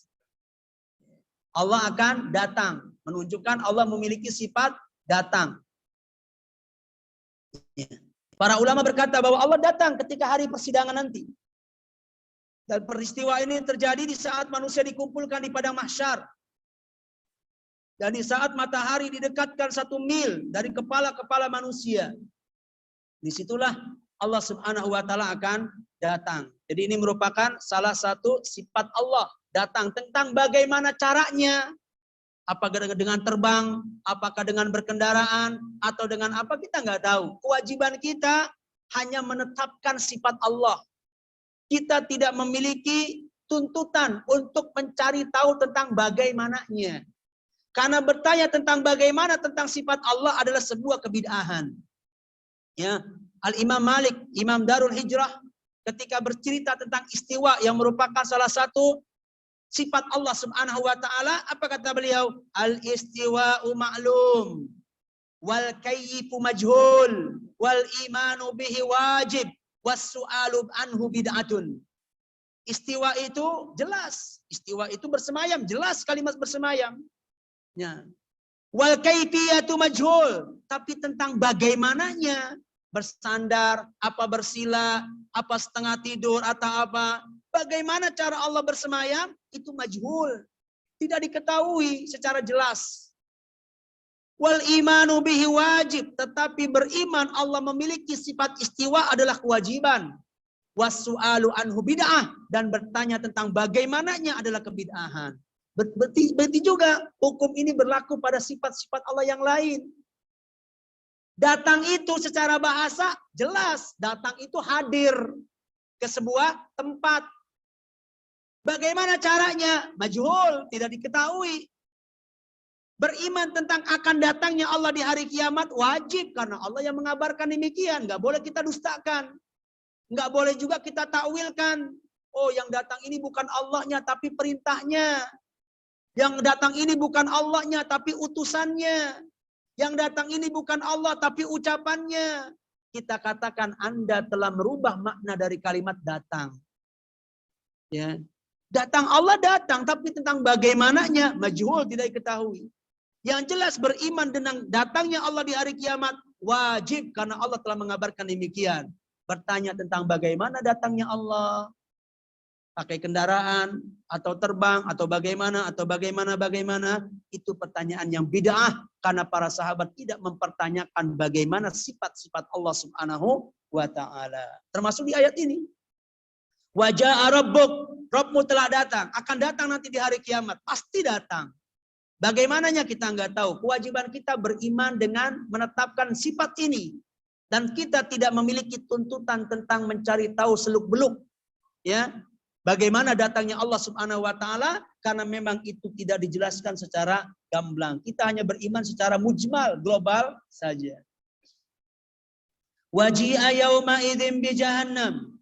Pada hari itu akan diperlihatkan neraka jahanam.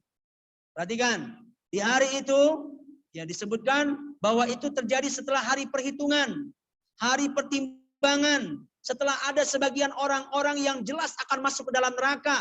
Waji'a yauma idzin bi jahannam, dan disitulah nanti akan didatangkan neraka jahanam. Disebutkan dalam sebuah riwayat yang sahih bahwa nanti neraka jahanam itu akan memiliki berapa? 1000 kekang, 1000 tali, ya 1000 kekang. Yang setiap kekangan talinya itu akan dipegang oleh 70.000 malaikat yang akan menarik dan menyeret kekangan tersebut. Ya, yu'ta bi jahannam yauma idzin la sab'una alfi zimam. Jahannam nanti akan didatangkan pada hari kiamat dengan mempunyai 70.000 tali kekang. Ma'a kulli zimamin sab'una alfi malakin yajrunaha. Dan setiap kekangnya itu akan ditarik oleh 70.000 malaikat. Punya 70.000 kekang, setiap kekangnya ditarik oleh 70.000 malaikat. Berarti yang akan menarik neraka jahanam ada berapa malaikat? 4 miliar 900 juta malaikat. Subhanallah. Butuh 4 miliar 900 juta malaikat untuk apa? Menyeret neraka yang akan dimasuki oleh calon-calon penghuninya. Menunjukkan apa? Neraka itu luas. Ya. Setiap kali ada orang yang dilemparkan oleh Allah Subhanahu wa taala ke dalam neraka, tidak lantas membuat neraka menjadi sempit, tidak lantas membuat neraka menjadi penuh. Makanya Allah berkata, nanti kan neraka itu disebutkan oleh Allah, nanti dia akan dapat berbicara. Ya. Disebutkan oleh Allah dalam surat Qaf ayat 30, yauma naqulu li jahannam. Pada hari kami berkata kepada neraka jahanam. Allah berkata kepada neraka jahanam, bertanya kepada neraka jahanam. Apa kata Allah? Halim talati. Wahai neraka jahanam, apakah engkau sudah penuh? Isimu sudah banyak? Orang-orang yang dilemparkan ke kamu sudah penuh? Engkau sudah sesak? Engkau sudah penuh? Halim talati. Apa jawaban neraka? Wataqul, neraka menjawab, hal mim mazid. Masih adakah tambahan ya Allah? Ayo lemparkan lagi. Silakan lemparkan lagi orang-orang yang kau kehendaki untuk dilemparkan kepada kami. Kami siap menampung mereka sebanyak apapun jumlah mereka. Maka kita jangan berpikir orang kafir udah banyak, munafik udah banyak. Untuk mereka saja rasa-rasanya neraka jahanam udah penuh.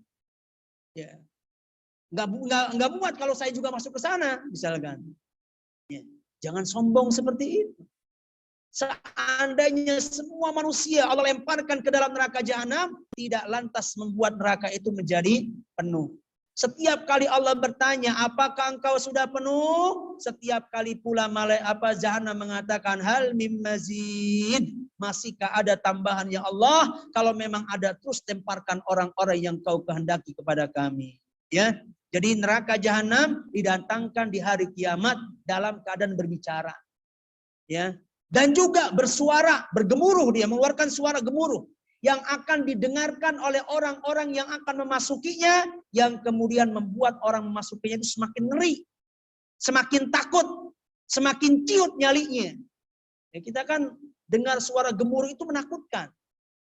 Ya, suara misalkan erupsi gunung itu luar biasa, membuat hati bergetar, takut. Ya, ketika ada satu ancaman diikuti oleh suara menakutkan, akan semakin membuat apa? Rasa takut orang-orang yang akan mengenanya. Begitu pula neraka. Ya, dia nanti akan mengeluarkan suara gemuruhan yang akan memberikan rasa takut kepada orang-orang yang akan memasukinya. Perhatikan surat Al-Furqan ayat 12. Nah, Allah mengatakan, idza ra'athum mim makanin ba'id. Apabila neraka melihat mereka, calon penghuninya dari tempat yang jauh. Ya. Neraka sudah melihat calon-calon orang yang akan memasukinya dari tempat yang jauh. Sami'u laha taghayyudaw wa zafira. Maka orang-orang yang akan memasukinya ini, mereka mendengar suara neraka yang bergemuruh karena kemarahannya. Di neraka itu akan bergemuruh, murka, marah kepada orang-orang yang akan memasukinya. Dan itu sekali lagi untuk bisa menciutkan nyali orang yang akan memasukinya. Membuat hatinya semakin bergetar dan akan membuat hatinya menjadi takut. Allah berikan rasa takut di hati mereka disebabkan karena mereka merasa aman di dunia. Jadi itu akibat itu ya. Orang yang merasa aman di dunia, nggak takut azab, nggak takut iqab, nggak takut hukuman, nggak takut neraka. Sehingga karena nggak ada yang ditakuti, ya mereka nggak ada beban berbuat dosa. Aman-aman saja berbuat dosa. Nggak ada rasa takut. Merasa aman di dunia, oh nanti dia tidak akan aman di akhirat. Allah akan liputi hatinya dengan ketakutan. Allah tidak akan mengumpulkan dua rasa aman. Perhatikan, dalam sebuah hadis dikatakan demikian. Allah tidak mengumpulkan dua rasa aman atau dua rasa takut pada hati manusia. Ketika ada orang aman di dunia, tidak akan aman di akhirat. Pasti dia dirundung oleh rasa ketakutan. Tapi ketika ada orang yang di dunia sudah dirundung oleh rasa takut. Mau ngapa-ngapain takut azab, takut ancaman, takut hukuman, takut kepada Allah. Senantiasa dia hidup dengan membawa khauf, rasa takut itu. Maka nanti dia akan diberikan keamanan. Ya. Allah tidak akan memberikan dua rasa takut. Sudah takut di dunia, Allah berikan takut di akhirat. Nggak mungkin. Atau dia aman di dunia, aman lagi di akhirat. Nggak mungkin. Kalau aman di dunia, pasti Allah akan berikan ketakutan di akhirat. Tapi kalau dia sudah takut di dunia, Allah akan berikan rasa aman di akhirat. Jadi kita akan aman di salah satu dari dua tempat ini. Tinggal kita pilih mau aman di dunia atau aman di akhirat.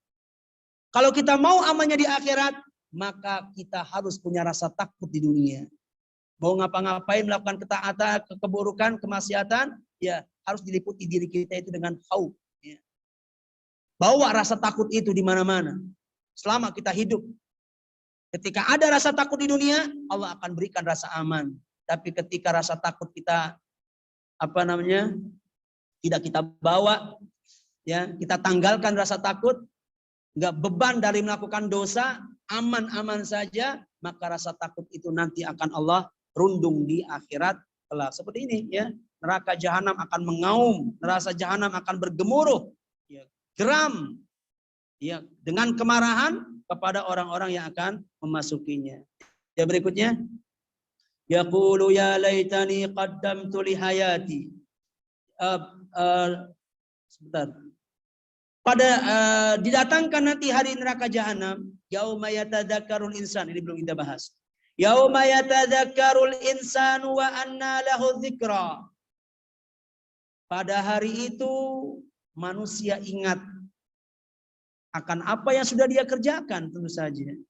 Anna lahu dzikra, akan tetapi tidak berguna lagi mengingat di hari tersebut. Ya. Jadi di akhirat itu setiap orang akan ingat tentang apapun yang dia kerjakan di dunia. Dari yang kecilnya sampai yang besarnya. Ingat. Karena semuanya rekam jejak itu hadir di hadapan dia. Lewat apa? Lewat catatan-catatan. Ya, surat Al-Kahfi ayat 49.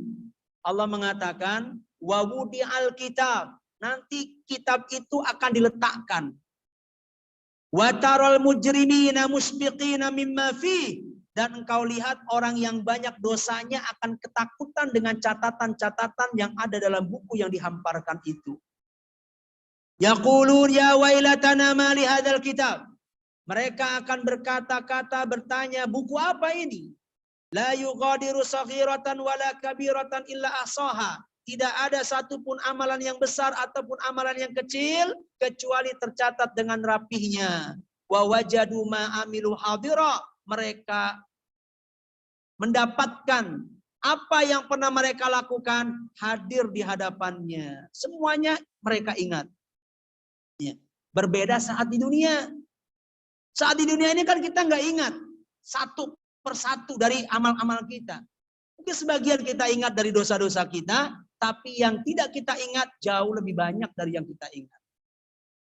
Berapa orang yang pernah kita sakiti diri dengan lisan kita di dunia ini? Ya, kita nggak tahu. Ya, bahkan nggak merasa. Padahal mungkin ada ratusan, ada puluhan, ada ribuan orang tersakiti oleh lisan-lisan kita. Bahkan kita nggak merasa, nggak ada itu. Tapi ada puluhan orang yang mungkin tersakiti. Lupa kita dengan dosa kita.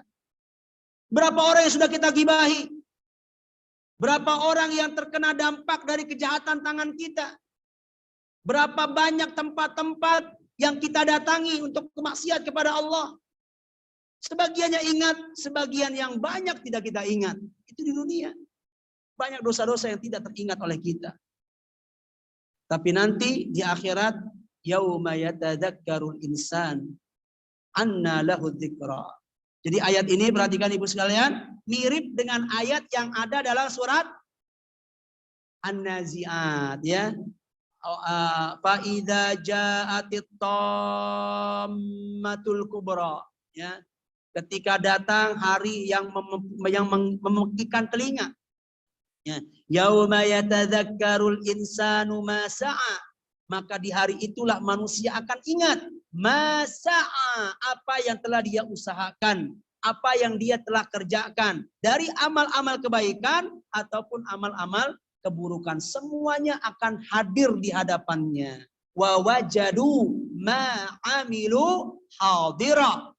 Mereka mendapatkan apa yang pernah mereka lakukan, track record, jejak kehidupan mereka di dunia, hadir di hadapannya. Yang besarnya, yang kecilnya, yang nampaknya, yang tersembunyinya, semuanya nampak. Ya, sebagian mereka menyesal. Anna lahu dzikra, akan tetapi penyesalan yang tiada berguna. Disebutkan oleh para ulama, kalimat anna lahu dzikra, menyesal itu bukan dialami oleh orang yang banyak dosa saja. Hatta orang beriman menyesal. Cuman beda nyesalnya orang beriman dengan menyesalnya orang-orang kafir. Kalau menyesalnya orang-orang kafir, betul-betul dia menyesal yang sangat luar biasa. Sehingga mereka berangan-angan lebih baik mati saja. Atau sebagian mereka berangan-angan seandainya dihidupkan lagi di dunia. Cuman menyesalnya orang beriman, menyesal kenapa amal soleh saya cuma segitu. Kenapa enggak lebih banyak lagi? Padahal waktu saya banyak yang terbuang. Umur saya panjang. Kenapa tidak saya manfaatkan? Walaupun sejatinya dia sudah aman. Ya, tapi tetap menyesal. Hatta orang beriman saja menyesal. Apalagi orang yang tidak beriman. Sampai orang yang sudah banyak pahalanya pun menyesal. Kenapa enggak lebih banyak lagi? Apalagi orang-orang yang pahalanya baru sedikit. Jadi penyesalan-penyesalan itu banyak. Allah sebutkan dalam banyak ayat ya. Bahkan penyesalan, sebelum penyesalan di sini, ya sebagian orang itu sudah nyesel sejak pertama kali dia mendapatkan kematian. Dalam banyak ayat Allah sebutkan. Di antaranya di akhir surat Al-Munafikun ya. Ya ketika dia mengatakan ya ketika yaqulu rabbi laula akhartani ila ajalin qarib. Ya, dia berkata fayaqulu rabbi laula akhartani, dia mengatakan wahai Rabbku, seandainya engkau tangguhkan ajalku walau satu saat saja, ya saya akan berinfak, saya akan bersedekah. Tapi kata Allah, ajal ketika udah datang nggak mungkin ditangguhkan. Jadi menyesal, dia ingin dipanjangkan lagi umurnya tapi nggak bisa. Ya. Sebagian lagi Allah sebutkan dalam surat Al-Mu'minun. Ya perhatikan, nanti bisa dilihat di rumah. Akhir surat Al-Munafiqun berisi tentang apa? Penyesalan orang-orang yang tidak melakukan amal soleh di dunia. Penyesalan orang-orang yang kurang sedekahnya di dunia. Dia akan menyesal seandainya Allah tangguhkan kematian saja walau satu saat. La as-saddaqa, niscaya aku akan bersedekah. Wa akum minas solihin, dan aku akan menjadi orang-orang soleh. Menunjukkan apa? Menunjukkan dulu waktu kehidupan yang sebelumnya dia tidak mampu bersedekah dan juga tidak menjadi orang-orang yang soleh. Maka ketika ajal mau datang dia baru mau melakukan itu. Apa kata Allah? La yu'akhirallahu nafsan idza jaa ajaluha. Allah tidak akan menangguhkan satu ajal apabila telah datang waktunya. Walau satu saat itu enggak mungkin. Penyesalan berikutnya itu bisa dilihat dalam surat Al-Mu'minun ayat 100. Jadi banyak penyesalan-penyesalan yang dilakukan oleh sebagian orang disebabkan karena mereka tidak mampu memanfaatkan umur panjang yang Allah karuniakan. Subhanallah. Ada banyak pertanyaan. Ya, kita percepat. Fayauma idzil la yu'adzibu 'adzabahu ahad. Maka pada hari itu tidak ada seorang pun yang mampu menyiksa seperti siksaan Allah. Mungkin saat ini kita pernah melihat siksaan-siksaan yang dilakukan oleh sebagian manusia. Menyiksanya sangat luar biasa. Ada orang mungkin kejam sekali dia. Banyak menyiksa orang. Ada yang menyiksa dengan cara mensetrika, kemudian kulit yang disetrika menjadi seperti apa gitu kan. Sebagian orang melakukan siksa kekerasan, ada RT misalkan sampai bogem wajahnya, membiru, bengep gitu kan. Itu luar biasa siksanya. Tapi Allah lebih dahsyat siksanya dari itu semua. Siksa-siksa orang yang kita lihat di dunia enggak sebanding dengan siksa Allah kepada orang yang berhak menerimanya. Nanti kita akan melihat, tidak pernah kita melihat orang yang menderita di dunia ini seperti menderitanya orang masuk ke dalam neraka. Tidak pernah kita melihat siksaan yang begitu dahsyat, melainkan siksaan yang didapat oleh orang-orang yang masuk ke dalam neraka. Tidak ada satupun yang sanggup memberikan siksaan yang lebih dahsyat, yang lebih kejam, yang lebih menyakitkan daripada siksa Allah Subhanahu wa taala kepada orang-orang yang berhak menerima siksanya. La yu'adzibu 'adzabahu ahad. Ya. Dahsyat kita melihat sebagian siksa orang manusia itu enggak seberapa. Siksa-siksa, bentuk siksa yang pernah kita lihat dengan mata kita, ya, itu enggak sebanding dengan siksa Allah kepada penghuni neraka. Di hari itu nanti kita akan lihat tidak ada siksa yang lebih dahsyat, lebih perih, lebih pedih, lebih menyakitkan daripada siksanya Allah Subhanahu wa taala. Wala yuthiqu wathaqahu ahad, dan tidak ada tidak ada seorang pun yang mampu mengikat dengan ikatan yang kuat selain ikatan Allah Subhanahu wa taala. Ada orang yang mengikat dengan kuat, kencang misalkan sampai talinya membekas. Kuat ikatnya, itu enggak sebanding dengan nanti ikatan Allah. Nanti di antara siksa Allah akan mengikat, membelenggu sebagian para penghuni neraka. Ada sebagian mereka yang dibelenggu oleh Allah. Tentu saja dengan belenggu-belenggu yang kuat. Ya, borgol yang ada di dunia, borgol-borgolnya polisi, ya, yang kita lihat ini, itu enggak sebanding kuatnya dengan borgol-borgol, ya, salasil, ya, yang kelak Allah Subhanahu wa taala akan berikan kepada para penghuni neraka. Kemudian di penggalan terakhir, di sini Allah Subhanahu wa taala berkata kepada orang-orang beriman saat mau meninggal dunia, ya ayyuhan nafsul mutmainnah, wahai jiwa yang tenang. Wahai jiwa yang tenang. Kita lihat penjelasannya dalam hadis dalam ini beliau sedikit penting ini. Wahai jiwa yang tenang, kembalilah kepada Rabbmu dengan ridha dan diridhoi. Yuqalu hadzal qaulil mu'min, dikatakan ucapan ini diucapkan untuk seorang mukmin. Indan naza' bi akhiril laqdatin minad dunya, ketika nyawanya ditarik, dicabut sesaat sebelum dia meninggalkan dunia. Jadi ketika seorang mukmin mau mendapatkan kematian, ya, mungkin nyawanya sudah mulai ditarik dari ubun-ubun, mau berlepas dari badannya, maka kalimat ini dikatakan kepadanya. Ya, ukhruji ayyatuhan nafsul mutmainnah, keluarlah engkau wahai jiwa yang baik, keluarlah menuju Rabbmu dan menuju keridhaan Allah. Patayassara wa tabrah, maka kemudian jiwa itu pun menjadi bahagia, menjadi senang, sehingga keluarnya itu terasa lebih mudah di badannya. Lima busyirat bima huwa an'am, karena dia telah diberitakan kepadanya berita gembira bahwa dia akan mendapati tempat yang lebih baik daripada tempatnya di dunia. Akan membuat jiwanya itu merasa ingin buru-buru meninggalkan badannya. Kenapa? karena sudah diperlihatkan dan dijanjikan tempat yang lebih baik daripada tempatnya di dunia. Kita bisa bayangkan ibu-ibu sekalian. Ada seseorang, anak kecil lah misalkan, kelas SD misalkan. Kita diamkan dia di kelas. Di kelas nih, ngajar di kelas. Kemudian kita buka jendela. Di lapangan sudah kita siapkan makanan, berbagai macam makanan dan minuman. Ya, kemudian dengan aneka permainan, hal-hal yang menyenangkan. Ya, ada kolam renang, ada segala macam, ada hidangan segala macam. Ya, kita katakan kepada anak-anak ini, ya, sebentar lagi kamu akan ke sana. Nah, saat pada waktu dia akan keluar, kira-kira anak ini keluar dengan penuh semangat atau keluarnya dengan berleha-leha? Pasti dengan penuh semangat. Kenapa? Karena dia akan menuju tempat yang lebih baik daripada kelas. Ya, kelas cuman 7 kali 6 meter.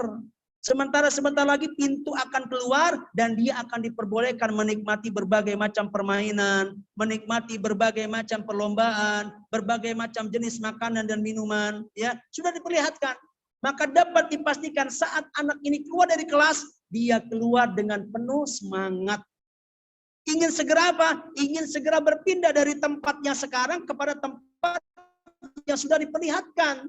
Karena itu lebih baik. Nah, begitu juga ruh kita. Saat keluar sudah diperlihatkan, sudah diberitakan berita gembira itu. Keluarlah engkau menuju keridhaan Allah. Ya. Ditampakkan berbagai macam kebaikan. Ini tempatmu kelak ini. Kamu akan menuju ke sini. Maka ruh ini pun menjadi gembira dan bahagia. Dan dia pun dengan senang hati meninggalkan jasadnya. Kenapa? Karena dia akan segera menuju tempat yang jauh lebih baik dari tempat yang dia tempati saat ini. Ya, jadi begitulah. Jadi kalimat ini dikatakan oleh sebagian ulama, diucapkan ya oleh malaikat maut kepada ruhnya orang-orang beriman. Irji'i ila rabbik, kembalilah engkau kepada Rabbmu. Maksudnya kembali kepada surga. Karena disebutkan sebagian ya bahwa ruh-ruh orang beriman itu akan berada di taman-taman surga. Ya, akan berada di taman-taman surga. Sebagaimana yang Allah sebutkan dalam surat Al-Qamar ayat 54-55. Innal muttaqina fi jannati wa nahar. Orang-orang yang bertakwa berada dalam taman-taman surga, di sungai-sungai, di tempat yang disenangi, di sisi Rabb yang berkuasa. Ya, jadi kembalilah kepada Rabbmu, maksudnya menuju surganya. Ada juga yang mengatakan kembalilah kepada Rabbmu, maksudnya kembali kepada Rabb yang telah menciptakanmu. Ridho dan juga diridhoi. Fadkhulu fi ibadi, masuklah engkau ke dalam kelompok hamba-hambaku. Ya, maksudnya adalah hamba-hamba yang soleh. Dan ini berita gembira yang Allah berikan kepada penghuni sorga. Mereka masuk dengan tidak sendirian. Jadi ini rahasianya. Ya, kenapa ada kalimat fi ibadi? Menunjukkan bahwa nanti saat engkau masuk ke dalam sorga, engkau gak sendirian. Karena sekalipun mungkin sorga penuh dengan kenikmatan, kalau sendirian, nggak ada teman, tetap nggak merasa senang, ya. Ya, bahwa nanti kita di sorga itu nggak sendirian, akan ada kaum muslimin yang lainnya. Bahkan kalau jika memungkinkan, kita akan bertemu kembali dengan keluarga kita, ya. Allah itu akan mempertemukan bapak dengan anaknya, suami dengan istrinya, ya kakek dengan cucunya, dan lain sebagaimana yang Allah sebutkan dalam banyak ayat. Ya, jadi masuklah engkau ke dalam golongan hamba-hambaku, artinya nanti engkau akan masuk surga tidak dengan sendirian. Yakin kau gak akan kesepian.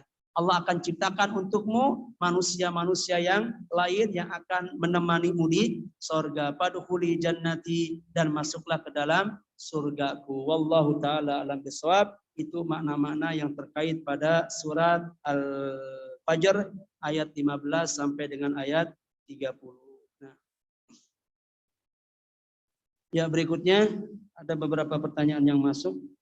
Kita akan coba jawab jika memungkinkan, jika tidak maka akan ditunda di pertemuan yang akan datang.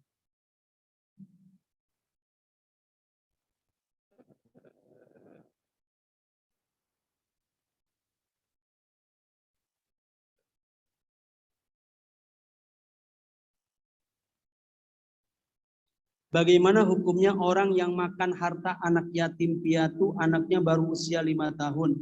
Sedang itu amanah orang tua untuk hidup anak tersebut. Sedangkan orang yang makannya itu mengerti agama atau sering ikut kajian. Jadi siapapun pelakunya, hatta orang alim, hatta orang soleh, hatta orang yang gemar ngaji, hatta dia ustadz, hatta dia kiai, hatta dia syekh, hatta dia habib, ya. Jika dia melakukan perilaku-perilaku yang menyimpang, tetap dianggap sebagai sebuah penyimpangan. Jelas ini. Ya, memakan harta anak yatim baru usia 5 tahun. Dan itu amanat dari orang tuanya untuk nanti si anak ketika sudah besar. Ya.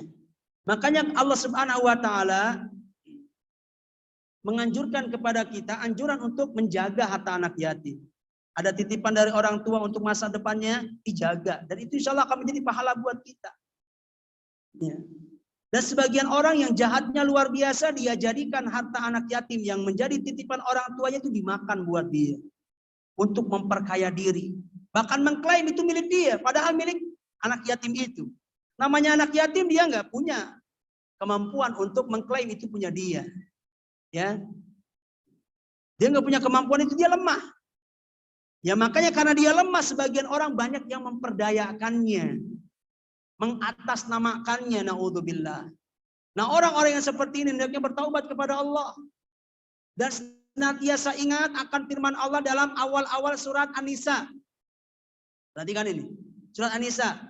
Innalladzina ya'kuluna amwalal yatama zulma innama ya'kuluna fi butunihim nara wa sayaslawna sa'ira. Sesungguhnya orang-orang yang memakan harta anak yatim dengan kezaliman, mentang-mentang dia nggak tahu, mentang-mentang nggak ada orang yang tahu, mentang-mentang dia nggak akan menuntut, dia lemah, posisi dia nggak kuat, makan semaunya, dimiliki semaunya, dijadikan itu diklaim sebagai miliknya, memakan harta anak yatim secara zulman, secara zalim. Innama ya'kuluna fi butunihim nara. Ingat kata Allah, sejatinya yang dia makan itu adalah apa? Bara api neraka. Setiap kali dia makan tuh harta anak yatim, mungkin fisiknya bisa ayam, bisa nasi, bisa berbagai macam kelezatan dunia, hakikatnya yang masuk ke perutnya itu bara api. Ya'kuluna fi butunihim nara, Allah bahasakan demikian.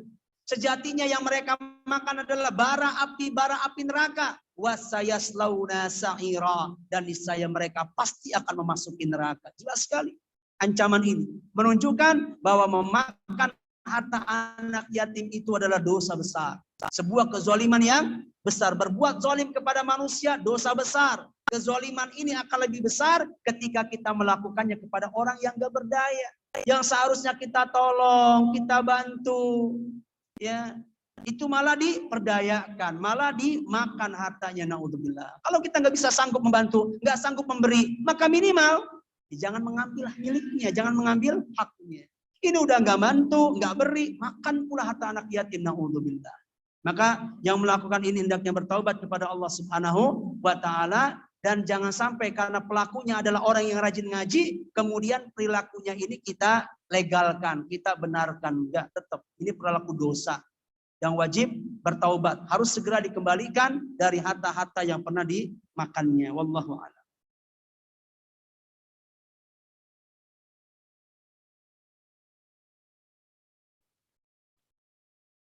Apakah ujian belum punya anak itu tujuannya untuk melihat tingkat kesabaran seseorang? Ya bisa jadi seperti itu.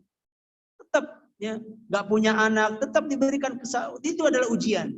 Ujian apa? Jelas, ujian untuk apa? Untuk menepak kesabaran kita.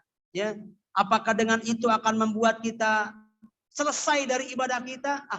Udah rajin ini, udah rajin itu, baca ini, baca itu, nggak punya anak juga. Akhirnya dia tinggalkan ibadahnya. Nah ini menunjukkan apa? Dia nggak sabar dengan ujian itu. Jadi semua ujian itu yang tidak baik, termasuk yang nggak baik adalah apa? Ujian belum mendapatkan keturunan. Itu ujian yang tidak baik. Ya. Tujuannya adalah apa? Untuk menguji kesabaran kita. Kita masih taat, kita masih saleh, kita masih berbuat baik dengan ujian-ujian itu, atau malah kita marah kepada Allah, suudzon kepada Allah. Kemudian kita purik istilahnya ya. Ya kemudian kita ngambek gitu kan, nggak mau lagi ibadah kepada Allah. Ya karena sudah capek-capek ibadah, minta anak aja nggak dikasih, apalagi minta yang lainnya. Ya, jangan berpikir demikian. Ya, tetap terus ibadah, terus minta, karena di saat itu Allah Subhanahu wa taala telah menguji kita. Adapun tentang pantas atau tidak pantas, itu juga bagian dari perhitungan Allah Subhanahu wa taala. Bisa saja kita belum dapat, ya karena Allah memandang yaitu kita belum pantas atau belum bisa untuk mengembannya. Nanti saat Allah Subhanahu wa taala lihat diri kita mampu mengemban amanah anak berupa anak ini, insya Allah Allah juga akan berikan kepada kita. Wallahu a'lam.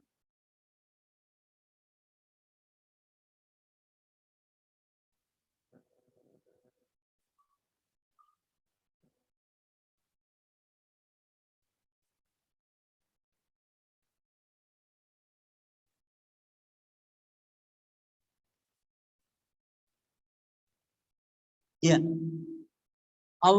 Apakah orang yang telah mati ada kesempatan bertemu dengan saling mengunjungi di alam kubur sambil menunggu datangnya hari kiamat bagi hamba yang saleh antara orang tua, anak, suami, istri dan lain sebagainya. Wallahu alam, ketika ini kejadiannya di alam kubur tidak ada dalil yang menunjukkan demikian. Tapi nanti di sorga itu ada. Kalau di sorga iya, akan ketemu dengan pasangan hidupnya, akan ketemu dengan anaknya, dengan keturunannya, baik yang ke atas ataupun yang ke bawah. Itu bisa dilihat di surat wattaba'athum dzurriyyatuhum. Surat apa itu?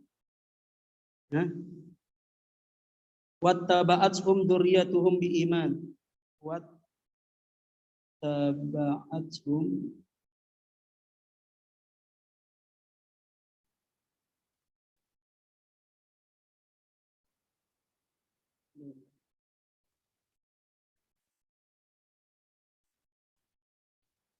Nah, ini. Surat At-Tur ayat 21. Walladzina amanu wattaba'athum dzurriyyatuhum biiman alhaqna bihim dzurriyyatahum. Ya, dan orang-orang yang beriman beserta anak cucu mereka yang mengikuti mereka dalam keimanan, kami pertemukan mereka dengan anak cucu mereka di dalam sorga, dan kami tiada mengurangi sedikit pun pahala dari kebaikan mereka. Setiap orang terikat dengan apa yang dia kerjakan. Jadi kalau kasusnya di sorga itu ada keterangannya surat At-Tur ayat 21. Adapun di alam kubur, wallahu a'lam. Kita belum mendapatkan dalil bahwa mereka bisa saling bertemu, bisa saling mengunjungi dan lain sebagainya. Nah,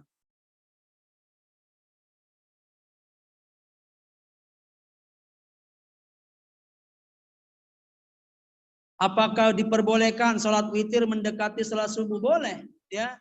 Karena waktu sholat witir kan dari habis isya sampai dengan datangnya waktu subuh. Mendekati subuh boleh, ya. Beberapa saat, beberapa menit sebelum subuh dibolehkan. Karena dilakukan selesai sholat tahajud dan sambil menunggu waktu adzan subuh dibolehkan. Ya bahkan dilakukan witir itu di penghujung malam itu jauh lebih baik daripada di awal malam. Walaupun secara umum boleh dilakukan kapan saja, di awal malam, pertengahan malam, ataupun di akhir malam.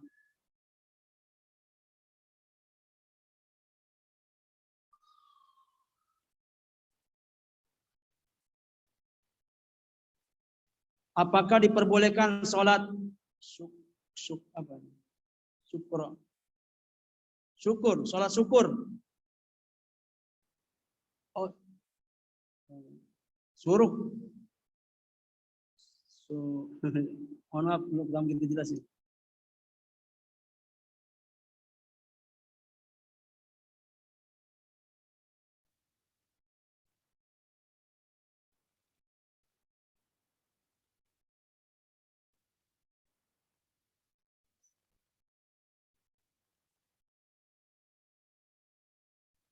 Bolehkah mencuri dengan tujuan memberi pelajaran? Apa enggak ada jenis pelajaran selain dengan cara yang seperti itu? Ya. Jadi jangan sampai kemudian keburukan orang kita balas dengan keburukan walaupun tujuannya baik. Jadi enggak semua perbuatan baik itu akan menjadi baik hanya dengan tujuan yang baik. Mencuri untuk hasilnya dibagi-bagikan kepada orang-orang miskin, ya. Korupsi tujuannya biar bisa umroh sekeluarga misalkan, ya. Jadi nggak semua tujuan-tujuan baik, niatan-niatan baik, kemudian lantas melegalkan semua perbuatan-perbuatan yang tidak baik. Kita curi hartanya untuk ngasih pelajaran biar dia nggak sombong misalkan. Ya. Emang nggak ada pelajaran lain yang bisa menyadarkan dia selain dengan cara kita mencuri. Ya tetap apa yang dilakukan adalah sebuah dosa. Nggak boleh dengan tujuan yang baik kita melakukan perilaku-perilaku yang tidak baik. Atau perilaku yang tidak baik tidak lantas hukumnya menjadi baik hanya dengan niatan yang baik. Niat baik itu perlu. Tapi niatan baik harus diiringi dengan perbuatan yang baik. Perbuatan baik diiringi dengan niatan yang baik. Ya. Tapi niatan itu bukan segalanya. Nggak mesti orang yang niatannya baik melakukan perbuatan buruk, yang buruk itu menjadi baik hanya dengan niatan yang baik. Jadi tetap nggak boleh mencuri ya untuk memberikan pelajaran kepada orang-orang yang suka pamer. Ya, seperti itu tetap tidak diperkenankan.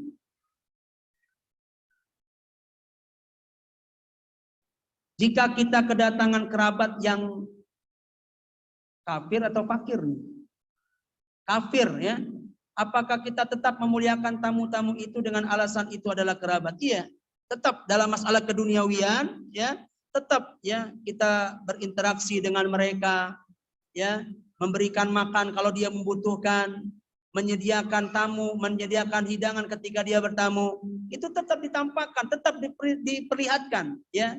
Prinsip-prinsip dasar agama kita itu ditampakkan hatta di depan orang-orang kafir. Justru dengan itu kita berharap akan membuka hati mereka. Perilaku baik, akhlak terpuji, cerminan-cerminan positif yang ada pada diri seorang muslim, ketika kita tampakkan kepada orang yang kafir, justru dengan itu diharapkan itu yang akan menjadi sarana dia untuk bisa mendapatkan hidayah Allah Subhanahu wa taala. Karena betapa banyak orang kafir kemudian melihat perilaku dari seorang mukmin yang amanah, yang baik, yang bakti dan lain sebagainya, membuat itu dia menjadi Islam ya. Tetap dibolehkan ya memberikan makanan ya, menjamu tamu-tamu sekalipun dia kafir, apalagi itu adalah kerabat kita. Ya, jadi itu termasuk batasan-batasan yang masih diperbolehkan.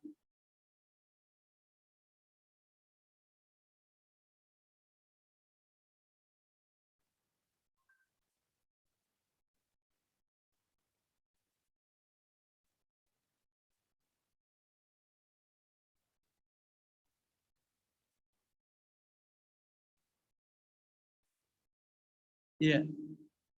Ya, terkait di sini pertanyaan berikutnya, ada orang yang menjanjikan kebaikan buat kita, hadiah buat kita.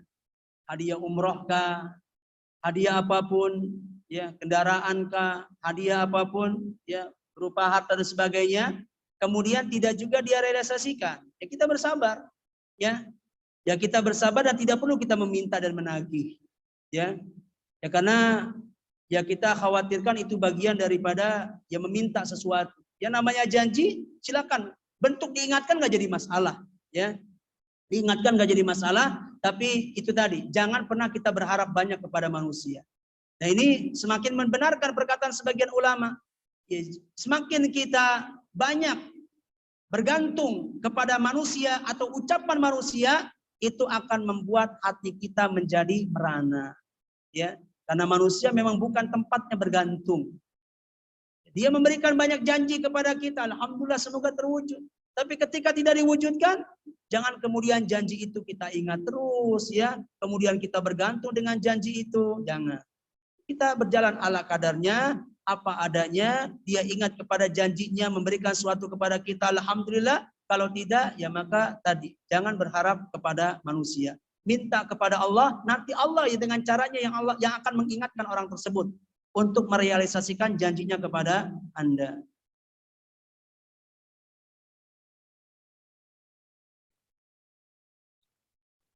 Ya saya kira itu dulu dari beberapa pertanyaan yang masuk. Ada pertanyaan cukup panjang, mungkin nanti saya butuh cernak dulu maksud dan tujuannya, nanti kita akan singgung di pertemuan yang akan datang.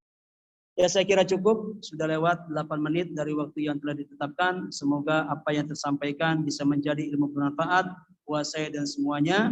Kita lanjutkan kajian kita insya Allah pada surat berikutnya, yaitu surat Al-Balad. Tafsir surat Al-Balad insya Allah ta'ala.